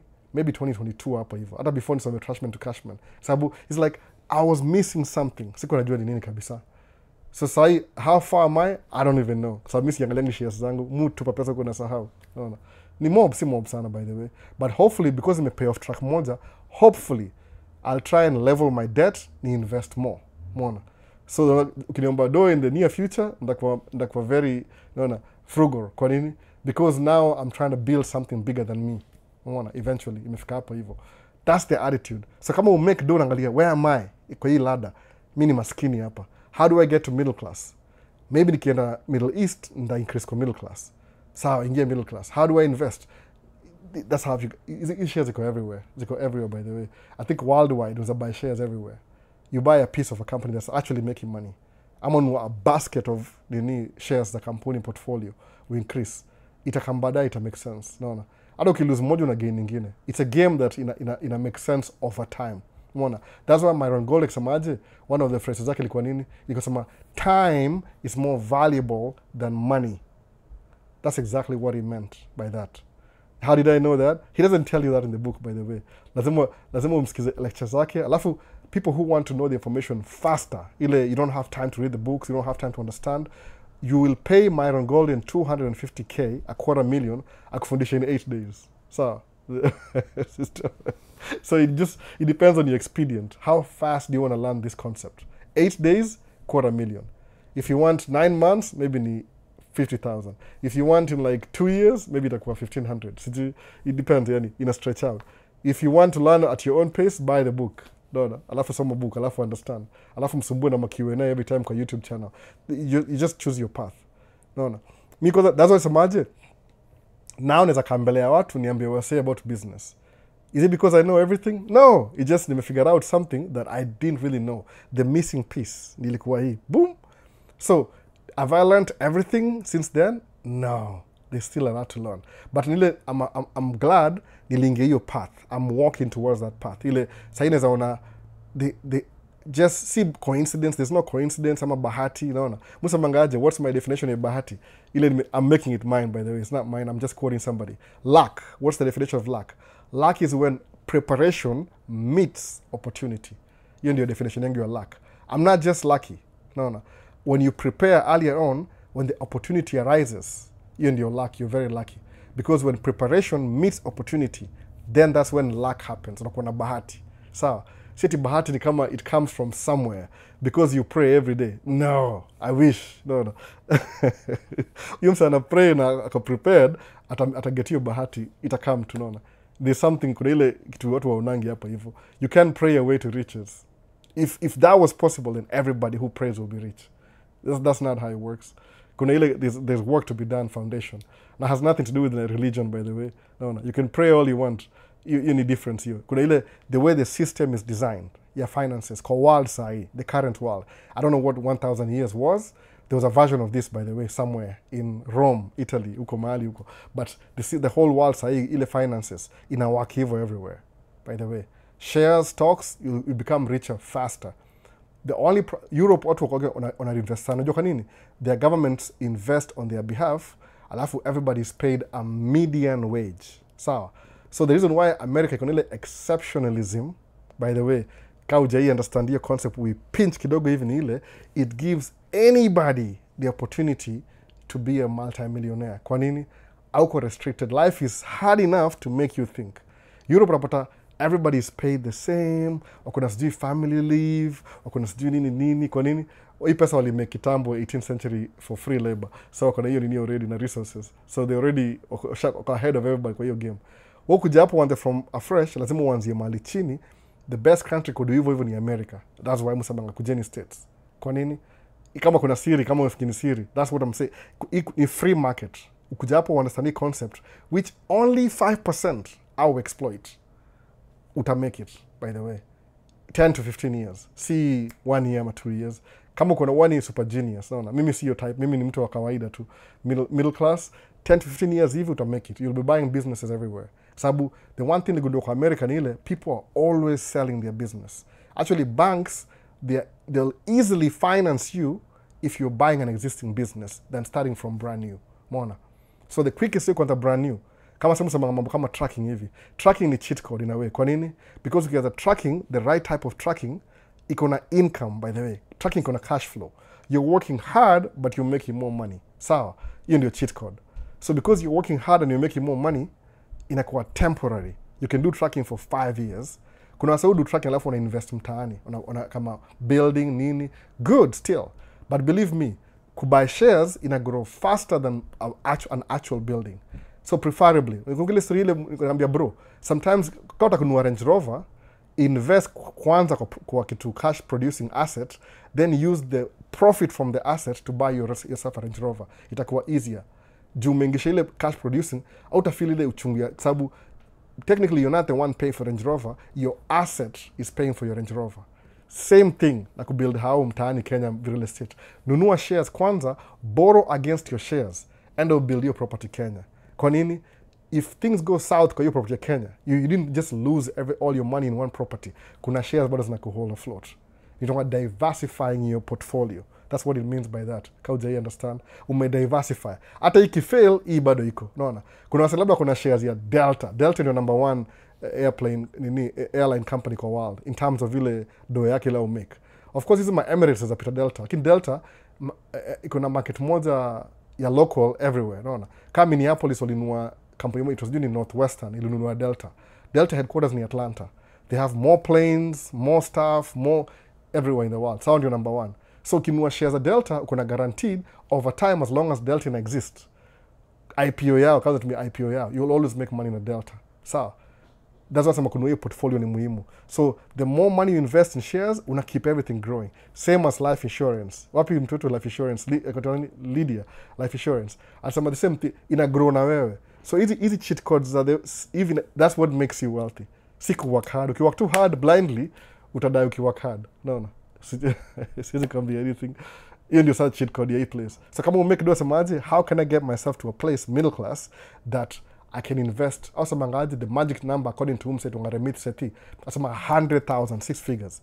If you get 100,000 hivi, alafu tupe kwa shares hivi, ita grow faster than 0 to 100. 0 to 100 takes about 8 years. 100 to 1 million ni kama 3-4 years. Ina grow faster. Kwa nini? It's a large figure. Samu samangaje, nataka kutumia cheat code ya tracking, because I've raised 100 before. Ni raise 100 in investments. Alafu nipatie 3 years i-double. While hiyo 3 years i-double, ni raise another 100. At the same time, nakatana wife do the same thing. So by the time tunamaliza, mi kuna 100 in 200, nataka kuna portfolio yake kivyake pia. Unaona? Kivyake pia. Si ati ile tuko combine. Unless si believe na kusaidiana kwa sababu uko na objective yako, selfishly inakuwa more utai advance better kama ni wewe uko in charge. Ukipatia msemini wa pili you might think ule msa atanifanyia alafu mimi naendelea hapa hivi. After 3 years apata kumbe hata kuna sema hivi kwa states you're sending your brother money to build your house. Unaona? Uone understand umuhimu ya kubuild your house. who's more concerned? Ni wewe ama ni bro wako ule unatumia do? Utakuwa wewe uko concerned na hiyo do kwa sababu this is my future investment, bro wako anaona tu in income inanikujia. No. So utapata what akujenga hiyo how in 3 months, bro wako atajenga hiyo how in 7 years. Kwa nini? Kwake si priority, it's not his money, it's your money. So ukibuild portfolio peke yako kivyako wewe mwenyewe, ile self accountability itagrow faster than kupatia msemo mwingine. Ukichukua agent, it will take you maybe 3 times longer. Kwa nini? Kwa sababu ile pia lazima wa navigate your story. Msema usipatie msajai manage more money to manage more money. Suppose unapatia bank Kenya, msema kama unajenga Kenya, enda uombe loan kwa bank. Then when your property imeanza kumake dough, lipa bank mpaka umalize. Itakuwa more secure that way. Kwa sababu the bank has better lawyers, has better finances, has better this, no. By the time una pay off, rudi kwa bank uombe ingine. Use the bank to grow your portfolio. Kwa nini? Kuna ile interest nao pia, they want to make their money back. So they will take care of the property. Ukienda uweke bro wako ndio anakusaidia, it depends on how on a think, no. Unasema hii ni pesa ya bure hii. How to understand hii ni future yako una build, no. They won't get it. No. Yahoga hivyo. Okay, Q&A imeenda mbali sana. But hiyo ndio kama ina make sense history yote. That's the whole concept ya kudu mashares za kila kitu. Kwanza tracking. See for the sake of tracking. Ni ile utaka make do enough utumie maybe a household kama a quarter of that, usave hata half if possible. That means utakuwa mchoyo for 5 years. Bakumbuka hiyo uchoyo yako ya 5 years, that's the only time in your life utakuwa mchoyo. After that, itakuriwadi mpaka wacha kuexist kwa hii dunia. Ndio kila mtu yukufa eventually. Mona. So breaking the story. Is it true that it's hard to have a blackout there? Yeah, it actually missed the year on a blackout. Kama we had storms, it rarely happens. I mean, America. Missed kama hapa Minnesota, rarely. On Saturday kulikuwa na blackout, I think for 4 hours. Si hapa kwetu, some neighborhoods, because of storms Friday usiku. Blackouts ni very rare. Very rare, by the way. Hata hiyo si kitu wetu, wanaongea juu hiyo. Hiyo happen, kama iki happen, something happened. Kuna cause na effect. Si tu randomly. No. My goal is to invest in real estate, build portfolio with shares, equities, and paper assets, etc. so that I can live off with just payments from the dividend in 10 to 20 years from now. Exactly. Leon Shocks. Exactly. So what your goal is, that's what I should have done 20 years ago. I didn't know these things. They were just flying above my head. Shares, stocks, portfolio, indexes. What the hell are these things? No. To me, what somebody told me, like, kununua shares ni gambling. No. Especially kwa ile concept ya Christianity. Sababu most of my friends kuja hapa States in the beginning were Christians. Nitafuta church, sababu ni church. Ndio watu wa church. So most of us ile unapoa ideology ya church. Oh, as a member of the church, you're not supposed to invest in shares. Okay, mujulizanga swali moja hivi. Okay, siji tumie example gani, ila kwa very crucial sometimes kama mwenye church. Watu wana catch my feelings. Oh, ni aje church. Okay, ni hivi. Mimi sijui your persuasion yako ni gani ya Christianity. Unajua Christianity iko subsection. So sisi sema tu overall, the largest Christianity ni kama Catholic, for example. Ama every religion, unajua tu story every religion. Anything iko na church. Ndio sikia Myron Golden yusema churchianity. Kuna Christianity na churchianity. According to Myron Golden, Christianity is a follower of Christ. Very simple. If you are a follower of Christ, when in Christianity. If you are a follower of religion, you need churchianity. Sawa? So samanga hivi. Suppose Catholic Church over time. How did they make money? Kumbuka Catholic Church ili allow Portuguese na Spain waende uko South America, alafu wa conquer watu wa huko wa convert into Christianity. Lakini Spain ilikuwa hivi. We'll go there, steal their resources, make our kingdom rich. So, alafu because they were allowed, that means Catholic Church ilikuwa na shareholder kwa hiyo story. So the church was making profit from history ya slavery. Alafu when Catholic sahi. Ouch. Well. Okay, sasa hiyo ni example moja tu ya church. Sawa, hiyo ni moja tu. Mambo ni Jesus na to divide this story. Okay, sawa. Tuende ingine ya pili ni gani? Mtu cover this topic by the way, kwa sababu ni kwa controversial. Ingine ni hivi. Wewe ni Baptist, wewe ni Anglican, ni nini kila saa naona? Unalipanga sadaka, si ndio? Wewe mwenyewe unasema, okay, I'm going to pay my tithe and offering kwa church. Sawa. Alafu nashanga, how does the church use your money? Ile unawapatia for free. Think about that. Yani jiulize hiyo swali kwa sababu ukiuliza pastor wako, they will never tell you. Hiyo ni no discussion. Mimi nilistumble into kitu by mistake. Most churches in America, they have a bank account in the Federal Reserve. Au nunua kuna portfolio ya church. How do they make money? Kuna portfolio. Wakikolekti hiyo pesa yako na wapatia for free, you're funding the organization, inapeleka kwa hiyo bank na wapatia. They don't want to buy shares na index na kila kitu. That's how they help. It helps them finance their church. Ndio upata church yote kwa America example, waki lose money, government itawapatia incentive. Ndio churches isikuwe lost. Kuborrow money, hata kuna condition za kuborrow pesa. Ukisema una kuborrow pesa, build your own church, utapewa condition. You have to preach between these limits. Don't preach anything outside hapa na hapa. Lazima upreach hapa hivi. Kuna preset curriculum ya kupreach. Alafu niambia, mazemi, niko very faithful, mu giving you tithe yangu. You tithe, kuna interest. Kama ina interest, I don't know, man. Afadhali useme, I don't know what to tell you. But ile, ukiangalia deeper into these things, unaweza kuiona useme, there's something I'm not being told over here. Kwa sababu most churches na wakama gava. Kama watu wajue hivyo. Ni siri mbaya, si siri mbaya, I can say it. I mean, ni hivyo. Au collect do yako, uenda una invest. Alafu ina keep the church running. So, kama wewe unapatiana tu na wewe ni maskini, alafu church inakuwa dosi, who's losing? No. Jiulize hivyo. Who's losing? Ndio samangaje ule mse ule aitwa jina yake ni nani? John Hope Bryant. Ndio sema ukienda place kuna watu maskini, they have more churches than schools or banks. Kwa nini? Because I'll lose income yao nafikiri ni juu wanangojea sijui somebody to come and save them. Lakini ni story au ndio wana feed. So somebody is benefiting. So if they have more churches, that means kwa hiyo mtaa business ni church. Si watu maskini business yao most ni church. Kwa nini?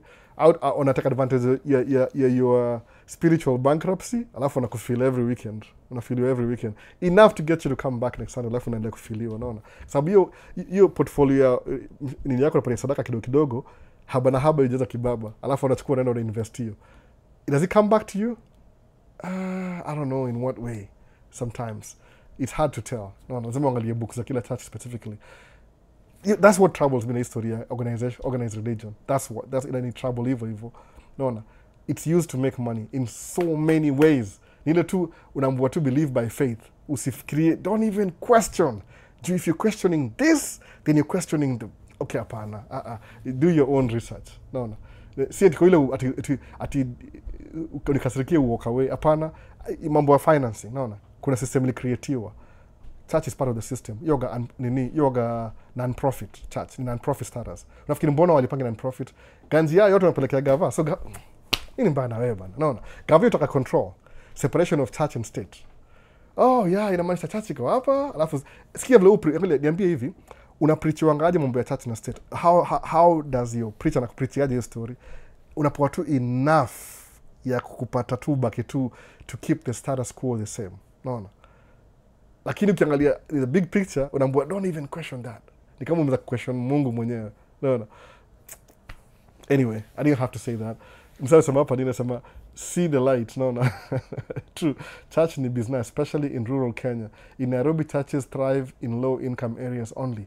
Hata si observation, tuangalie observation. No, angalia observation. Hiyo ndio yao ina ngapi? Au wanza biashara. How does that benefit you? So are you comfortable wewe maskini yako uchukue pesa yako upatie mtu aende aanze biashara na wewe ubaki maskini? Ama hiyo ndio ultimate sacrifice? Hopefully in the future, in another life, maybe in another life utakuwa na viatu, you'll be rich, utaenda kwa hiyo proverbial heaven, alafu you'll have your own mansion. Sababu it doesn't make any sense. No, kwangu it doesn't make any sense. Kuinvest na invest sahi, toa kila kitu sema I'll invest as mimi. If you want to give, wewe endelea kugive, sawa, shauri yako, lakini invest. No. If you don't have enough money, maybe hata Dave Ramsey samangaje kwa ile 7 steps, baby steps, kuna malio samanga once umefika sijui baby step 6, give. Once umeanza kumake dough, you can give because you have money to give. But kama unaanza wewe ni maskini, alafu you're giving away everything you have na wewe ni maskini, how do you get to a level where au ku create your system? By the way, you're not the one who created the system. You ndio ni argument yangu. Au ku create system, the system exists whether you like it or not. So kama hauna alafu unapatiana, how does that build your portfolio? if you're giving away your valuable resource ya shares na grow kila siku passively, unapatiana kwa mtu mwingine na kugrow yake instead, just for spiritual bankruptcy. So jisome book mwenyewe, useme ebook inasema acha nisome mimi mwenyewe. Kwa mimi unfortunately nisema I want to study world religions. Every time niko doing a job 9 months na side dump, 3 months niko home nachukua nasema acha nisome Hindu, acha nisome Muslim, acha nisome Christianity, history yao yote. Hata kuna book nilisoma by the way, kuna hiyo book naweza kupatia recommendation, nimesahau jina. Ikasema ilikuwa written in the side ya somebody who is already a Christian. So of course alikuwa bias, akanaongea ile for Christianity, si against. Lakini kusemaje, ukichukua ile for yake ipatie weight of evidence, you start seeing it. Kama unajua ile ifiki, sababu unapata hivi mara mingi church mingi hizo wanga very exclusive, by the way, exclusive. Unaona? Your religion, religion yako, it determines where you're born. Unaona? Ukizaliwa India utakuwa nini? Most likely Hindu.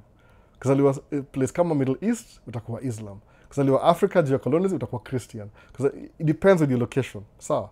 Lakini ile the big picture mostly zina operate almost on the same concept. Umeona sasa? Nakumbuka kama ulikuwa colonized na England na France, na hao walisema for them to be rich lazima wa make sure everybody else is poor. Hii ni ile story ya royal family. Yani ile for you kama resources ziko scarce, lazima utangulie ufikie resources za kila mtu ndio uko tajiri. Like people have to suffer ndio succeed. No. Hiyo ndio ideology yao. Ijai change paka leo by the way. That's why we're going to extract resources now benefit the local community. Alafu kiangalia church like structured in a way, just think about it. Just use my thinking, my logical thinking. How does the church work? Maskini extract obaki maskini. Kwa nini? What does that mean? Control. Ni control. Simple to control. Always. Anyway, tuachie story. Ni control. Deep down. Ukitumia ile ni control. They're just looking for control. Tu kuna hii tool itonga church, kuna hii tool itonga gava. Mali gava iko successful, church hata exist. Mali gava yezi iko successful, atumianga church. Simple. No. Same structure everywhere. Ukiangalia tu in the big picture. Wewe fungua macho uone kama nakudanganya. Unaona? But sema tu mimi nikwambia, wewe do your own. Yani sema tu I'm thinking about this logically. Niangalie. Kama give, if you have surplus, we give. For other reasons, sijui. Tuendelee. Tena history imeenda deep sana. I always avoid the topic. Lakini sawa, imekuja tu. Sawa, next nini? Where your financial freedom, what's your financial freedom look like? You want to know? Siwezi sema kwa live, ni tu person nakwambia. Musa manga 100 million, alafu nda slow down. 100 million. Shares, si cash, shares. Naona. Umenunua stocks ngapi? Angalia tu swali personal. Usisi tutonge kando bana. Hapa ni public bana. How could someone buy shares as a beginner? You just start. Unaanza tu. Suppose kama umesema Hassan wa Isa uko Middle East. That means you have some little bit of pocket change. Sawa. Awanza as little as even $50. Utaenda utafungua kama kuna portfolio, kuna kama nasema hivi. Sijui nikwambia wanzia wapi mali uko. There's a book called I Will Teach You How to Be Rich. Okay, sina your book. Nishai hold up kwa live siku moja by the way. Your book. Aitwa Remit Seti. Klenda dundi ile nda post YouTube channel yake link kwa hii live. Akona YouTube channel by the way. Akona so many topics, relationship nini. Angalia ya investment. Uangalia kwa sababu mara mingi what people do kama same thing kama Myron Golden. Somebody has an idea. Sawa, even this how people make money. I have an idea. Acha tumie kama prompt. I have an idea. Natumia hii kitu ya Summit Academy. Suppose tutumie DJI. Natumia DJI leo. Okay, I have this idea. Sawa, I have an idea. This is my idea right here. Sawa, hii ni DJI microphone. I have an idea. Sawa, this is my idea. Box. Unaona idea ndio hii. Idea ndio hii. So what do I do? Hii ni Myron Golden anasema hivyo. So one thing I can do with the idea is I can write a book about this idea. Unaona hii? This is my idea. Wireless what? This is a wireless microphone case. I have an idea, wireless microphone case that charges the microphones. This is my idea. The first thing I can do is another way of making money. I can write a book about my idea. Sawa. Then what do? I want to be a millionaire. Sawa. So what do I do? What do I need to do kukuwa a millionaire? Unaangalia, unachukua $1 million, okay, this is 1 million. I want to be a billionaire by next year. So what do you have to do to be a millionaire and you have an idea. That means for you to be a millionaire, kuna ile specifically, how many books do you need to sell to be a millionaire? Utasema, okay, sawa, calculator for example. Useme, my book is maybe $50. Sawa. So sawa. Useme, book yako ni $50 ukianza in the beginning. Useme, $50 in your book, it was $1 million. $1 million, sawa. Divide by $50 equals what? 20,000. That means for you to be a millionaire, you have to sell 20,000 books in the beginning. You could 1 million. But wait a minute. Oh, the books are not selling as fast. We're going to publish, I can be, we are only selling 1,000 a month. So how do you keep your book relevant? Sabu people don't really know much about the book. Utaanza a YouTube channel, TikTok account, Instagram, talking about your idea. But what are you going to do? Utaifanya kama chapter 1, chapter 2. Utai break down into small pieces. It's the same media. People can consume the same media, kama book, but in short videos. So ideas may stretch out. So what are you going to do? Utaanza a YouTube channel. Alafu labda utakuwa naseme kama useme kuna membership. People are paying $1 a month to get the ideas from you. Mufanyanga Maisha states for free. Kwa sababu sijaikuwa structured enough kuandika book. But the moment naandika book hivi, hapo ndio my quickest way kwa millionaire. Kwa sababu ndauza hiyo book. So what does Marion Golden do? Akasema aje, how do I make another million? So you can do this. You can, kwa sababu ni book kama $50, unaweza reverse your story, sema aje, what if I sold my ideas for 20,000 per idea? Alafu, how many people do I need? Kama idea yangu ni 20,000. You need 50 people. Mwana difference sasa. So how do you do that? Unakuwa na premium offer. If you want to learn how to be rich, from me personally, I'm holding a seminar for 1 week. Book a hotel. 8 hours a day, 40 hours a week. I'll teach you everything in 1 week. But how much does it cost? 20,000. So, how many people do you need? 50 people. So, if you get 50 people, what will you pay 20,000 for 1 week? Utakuwa a millionaire by next weekend. Same idea. So, same idea is a book. But this word umechange media. Kwa nini? Umekuwa more expedient. So, that means umpata market yote hawa se wote wako hapa juu. People who can afford 20,000 and they don't have time. Kwa sababu time is more valuable than money. Sawa. Pia semaje, let me make another offer under your offer 20 nini. Useme, okay, what if I sold for 10,000? You'll need 100 people on an increase. So the higher the price, the lower the number, you still get to your million. Whatever sasa. So that's what Marion Golden did. Akona scale ya 20 million or to 50, 10 million or to 100. We could have 10,000 or to 5,000 or to inakuwa 200. 1,000 kwa to 400. So what he does ni hivi, atafungua kanisa. That's not kanisa. Seminar. 2 weekend seminar Florida. I invite her, say, buy your tickets. It's only 500 for 2 days. So, akuja wafundishe everything in 1 weekend. That means you can start off on Friday, by Sunday jioni uko na 1 million already. That's what he's doing, by the way. Same book, same idea, same media. But ni ile, the more refined, the more expensive it gets. That's the quickest way of making money. Mi sina hiyo idea bado. Mi napatiana free information hapa hivi. But I was very impressed kusikia story yake. That's why I started a YouTube channel. Kusema, mimi si a personality. One of you atasikia story for the first time, niaje? So, nimekalia hii idea yangu. Some people have ideas, by the way. So kama Ibra kana doing Maisha nini tuanje huko US. Niliambia Ibra hizo zote za ilimpita whoop overhead. Kambia Ibra, uko na wasee, uko na hii, uza hizi vitu. Kwa sababu angalia, suppose una book na ni sema kama for 20,000 so itakuwa more people kama book ni $20. Utakuwa more people kama ni $10, kama ni $5.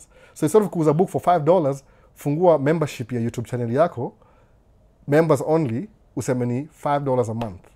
Anybody who watches that akona access, you can go through your whole book online on a period of time. By the time unamaliza hivi, you already have $1 million. That's the best way of making money kama kuna idea. But kama una idea kama mimi, wewe mtu wa kawaida middle class, what do? Una buy 2 shares. Unaendelea na hiyo story pole pole.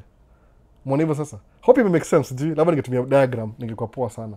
But mimi si watch Marion Golden video zake wana vile explain your story, how to break down to make $1 million within a weekend. Anza kuwa na seminar kama siku hizi seminar zake hizo kwa akona itongaje nimesahau jina, every two months at a seminar, so 1 million.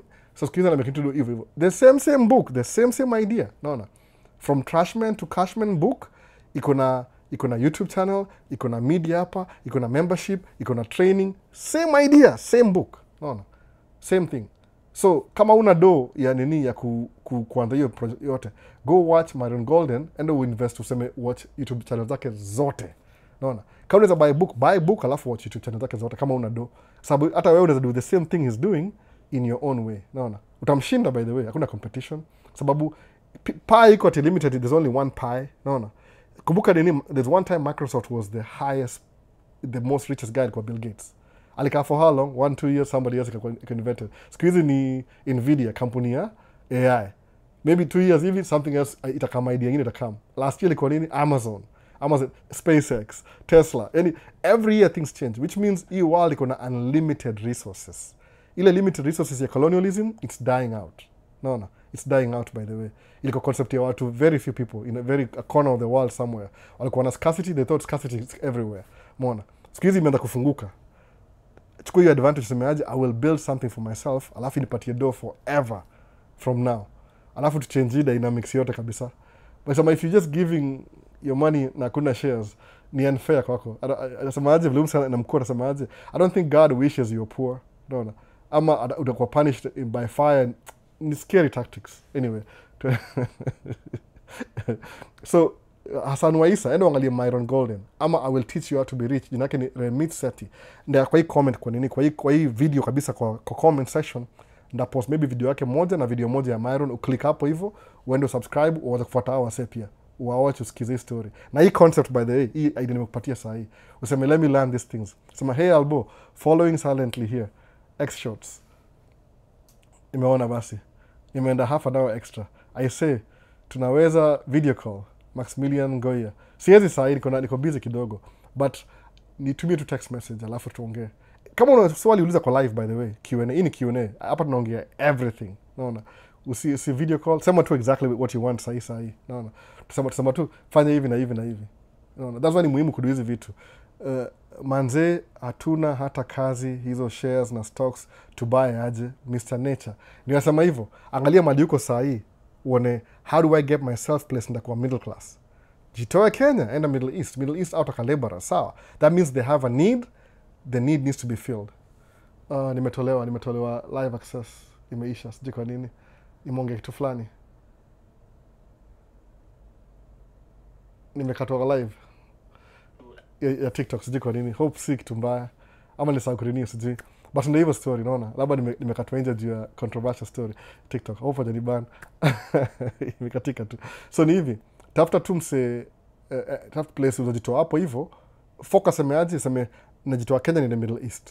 Alafu tafuta focus ni semaje najitoa hapa nijipeleke Middle East. Anza na hiyo story ya kwanza. Unatoka hapo hivyo immediate ujipeleke Middle East. Ukienda tu hivyo ukitoka hapo uende the second place hivi, utakuwa sawa from there. Alafu unaenda kumake do. Kumbuka okay, nishafika hapa hivi. Next nini, wacha nikubuy shares. The younger you are, you're never too late, by the way. Mimi nimeanza kuinvest shares kama niko 45 ama 43 ama 42 hapo sijui. Kani ningeanza 20 by now ningekuwa nimeshatulia. But aim yangu sasa kama nishafika 60 hivi. Juu nimeanza kama tuseme 5 years ago, 7 years ago hivi. So ndakuwa give me another 20 years. Bamusa mangaje? Even if mimi nikifail, if I don't meet this, sawa. Ndaachia watoi wangu. That's why ile idea ya kusemaje, how do I transfer my wealth from mimi to watoi wangu? Oh, I need a trust. Okay, family trust. Okay. How does family trust work? So the fact that I think about shares, it keeps unlocking new things and new things and new things and new things. No, hivyo, your path. Same thing. Sasa kama our channel leo sema nimelearn something new. Kuingia alafu usahau. Jukuna wase uko Kenya, uko more motivated uko Kenya, hata usema kama Mr. Nature hapa hivi sema hata ana job. No, ana blame. I don't know who to blame. Like I'm so broke I don't even know who to blame. No, hivyo. Ni blame nani? Ni blame Ruto. I don't know somebody. I should blame somebody. Blame yourself. Na si wewe, by the way, I'll be honest with you. Mr. Nature, si wewe, ni the system in place inakukeep down. So, guess whose responsibility it is kujitoa kwa hiyo system? ni wewe. Naona? Sema aje, from now on, whatever I'm doing right now, nda make do nijitoe kwa scene, niende place ingine. Kama ni green card sawa, enda na hiyo story kabisa kabisa. Kwa sababu usha understand, hii system nakaa inisaidii, so I have to change some things. It might take you, maybe your first 5 years utakuwa kujitoa kwa hii scene kwenda kwa scene ingine. Naona? Your next 5 years utakuwa hii scene ingine from mpaka hapa. Kama nimekam kujua story ya shares kama niko 40s, imagine. So, naweka uko 20s, alafu ujue kama uko 30s, ama ujue sasa uko 20s, uko much better place. By 40 kama mimi saa hiyo utakuwa umesha retire. Utakuwa unaongea story ingine. Naona? Labda pia utaanza YouTube channel juu umeboeka useme, mimi sijaboeka by the way. Mwaga very busy. Nasema tu, this thing is so exciting, I have to share with somebody. Naona? Sababu najua si kila mtu anachukua hiyo information. Watu hiyo wapita kwa kichwa. Awaangaliangi opportunity inakupita. Alafu sema I'm not so lucky. Now what's luck? When preparation meets opportunity. Hiyo ndio luck. Uko na opportunity which means ishakuja but you were never prepared. So una lose opportunity. Alafu sema I'm not lucky. Naona? Aujui unasema nini by the way. But anyway. Sikia msa sema aje, sema nilikuwa nataka kushare liwa Kenyans. Liwa Kenyans, you have the drive that we Tanzanians don't have. Brother Albo, unachosema mkishikiliza mna potential ya kufanikiwa.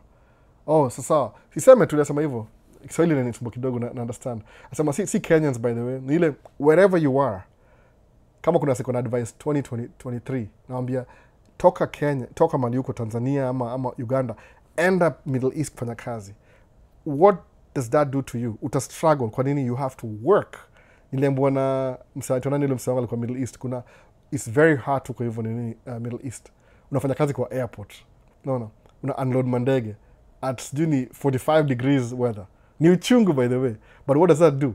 Inakupatia survival instincts. Your job is so terrible to make money in the sun that you want to leave the scene. Umetoka scene Kenya, umeingia Middle East, then you leave the scene to know place ingine. Kwa nini?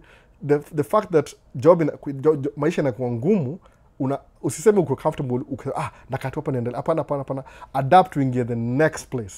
Sawa? The next scene. Itakusaidia hivyo.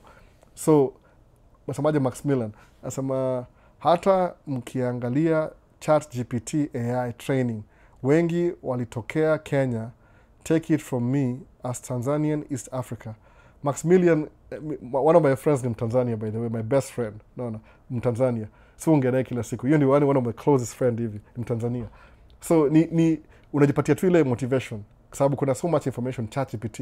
How do I get a job in the Middle East? Inakupatia kila kitu. Hata sijui nasema nini, kuna so many things by the way.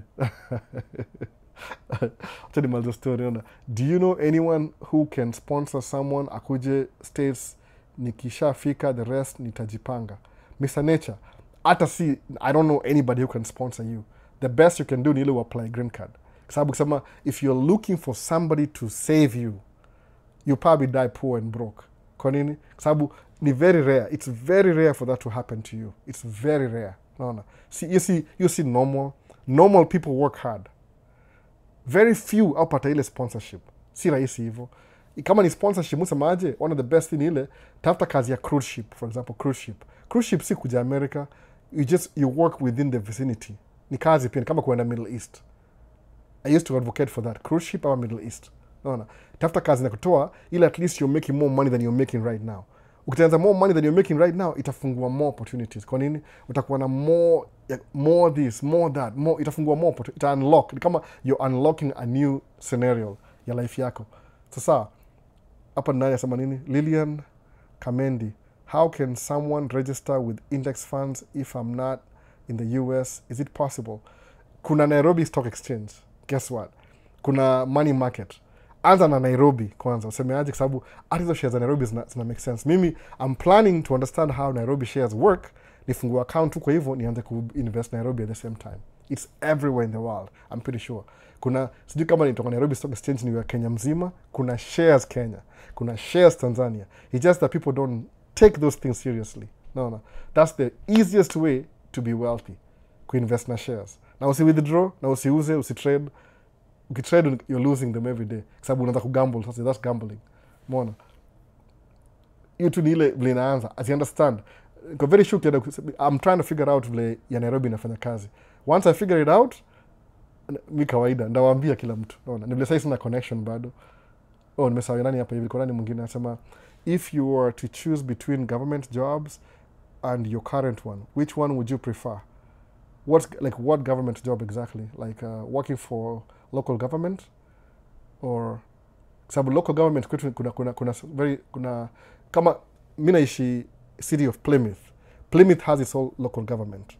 Alafu Plymouth iko under Hennepin County. Hennepin County has its own jobs. Alafu kuna kuna so many government levels. Kuna ile ya city, county, state, federal. Lakini mimi I don't work for the government. Mufanya business. I work for the government as an independent contractor. Si kama employee. So they pay me for my services. You know the difference sasa. So I'll still do the same thing I'm doing. No. Normal people work hard. Yeah, but that's the thing. No. Tapping in from Kayole 1960. Gato Palma. Amechelewa leo niaje. Niaje Albo, what's your thought on sleep sitting setup? Sleep sitting setup. What's that exactly, sleep sitting setup? That's probably new. Hebu nipatie fafanua. No, sijui kabisa what that is. Sleep sitting setup. Have you considered investing in crypto? It has very good returns. Crypto is very volatile. You never know. No. Kuna shares iko more stable than crypto. Sub crypto iko huku, iko chini. Na crypto is a good investment 20 years ago. Sasa hiyo utanunua very expensive. Ni gambling. Yaani mtu ana benefit na crypto sasa hii, yule alinunua crypto 20 years ago. Si sasa hii. Sasa hii kama amechelewa kidogo. Unaona? Crypto ilikupita kitambo. Sasa iko very expensive. Alafu juu itaendaje? Ilikuwa juu imestall kidogo. Ita grow, lazima uipatie time. Ununue alafu usahau. But that should not be your only portfolio. Lazima uchukue a basket of portfolio. Juu ukiinvest na crypto alafu ianguke, you lost everything. No. Ni gambling. Lazima udiversify. Ukuwe na more than one. No. Like the video for engagement. Gato ameingia sahi. Nikimaliza. Ase sawa. So kuna TikTok ilizimika. Hope siku kubaniwa. Just sometimes hao ni ban. Labda nisema kitu sifai kusema. Hebu niangalie kama report ni gani. No. Hope siku kubaniwa kabisa. Naweza labda nilibaniwa na sijui. Live access suspended. You can go live and join as a guest from 17th. Complete mission to get live imekuwa suspended, so nimebaniwa TikTok for a while tena. Maybe I said something I'm not supposed to, sijui. Nilijua. So mpaka 17th. Leo ni lini?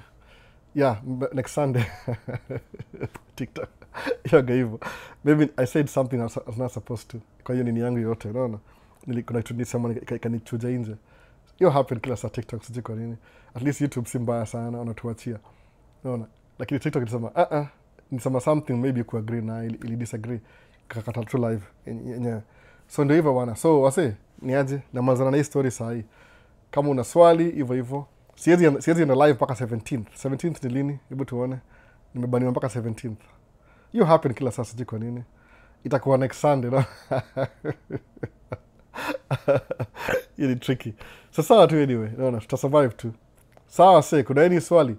Unaona. Ni kama sikujipima. Hii ni Q&A, yoga freestyle. Ningejua ningecut off TikTok ndio isiharibu sana. Maybe kuna word nilisema ika violate hiyo story yao alafu wakani cut off. Unaona. Sijui ni gani by the way. There's so many. Ni hard kujua which is which. Unaona. So naweza contest, sijui nilisema nini. Maybe nilisema word moja sikufai kusema. Ikasema, umesema hiyo word nje. Na vile mimi sikuwagi frequent wa TikTok itakuwa hivyo. So wasee ni hivyo sasa. So advice ni ile mali yuko saa hii. Kuna video za last year, najua ni old sana. I used to niko na imbangazi every day samani aje jitoe kwa scene. Natumia jina nani msitonga nani John Duty akasema jitoe kwa scene. Hiyo ni akasema jitoe kwa scene. Pia ali get green card, so wako work hard sana. Ali apply. Kuna wasa itakuwa easier ku apply, kuna wasa itakuwa hard. But lazima ujitoe kwa scene wewe mwenyewe. Kujitoa kwa scene ndio unaingia kwa place level nyingine alafu na grow. Unaona? Ado kukami uchelewe kuja kama uko 40 something ni unataka kuinvest. Hiyo itakuwa mbali sana, unaona. Sleep seat setup ni in the trucking industry is a practice where multiple drivers use the same truck for different shifts rather than having a dedicated truck assigned to each driver. Oh, Derek Jenga. So I don't know what sleep seat is. Mimi, I own my truck, I drive my truck, period. I hire a driver when I can. If I don't want to have a driver, I just drive my truck. Sijui opinion hiyo ni nini kabisa. Kwangu hiyo it's a waste of my time. Jumu, si relevant kwangu because mimi na truck yangu anyway. Nilibuy na deni. You must learn how to make money, how to manage money, how to store money, and how to invest money. And yeye amesema hivyo sahi gato. Unaona? Learn how to make money, learn how to manage money, learn how to store money, and learn how to invest money. Unaona? Make money, make, manage, store, invest. Hiyo ndio the 4 stages ilikuwa sijui wapi atuana Musa ujina udem kila saa. Sasa so ndio hivyo. Wase, usiseme tu hivyo gato, kuwa practical. Unaona? Jitoe kwa scene. Unaona? Gato kuna business already. Unaona? So sasa wase, TikTok nimebaniwa kama kawaida, naenda kuinvestigate nini imefanyika nikabaniwa. See you on the next one. Itakuwa maybe next week. TikTok itachelewa because mpaka sijui saa ngapi. Been banned for 7 days. So I say, see you on the next one. Peace. I'm out. To end live, basi.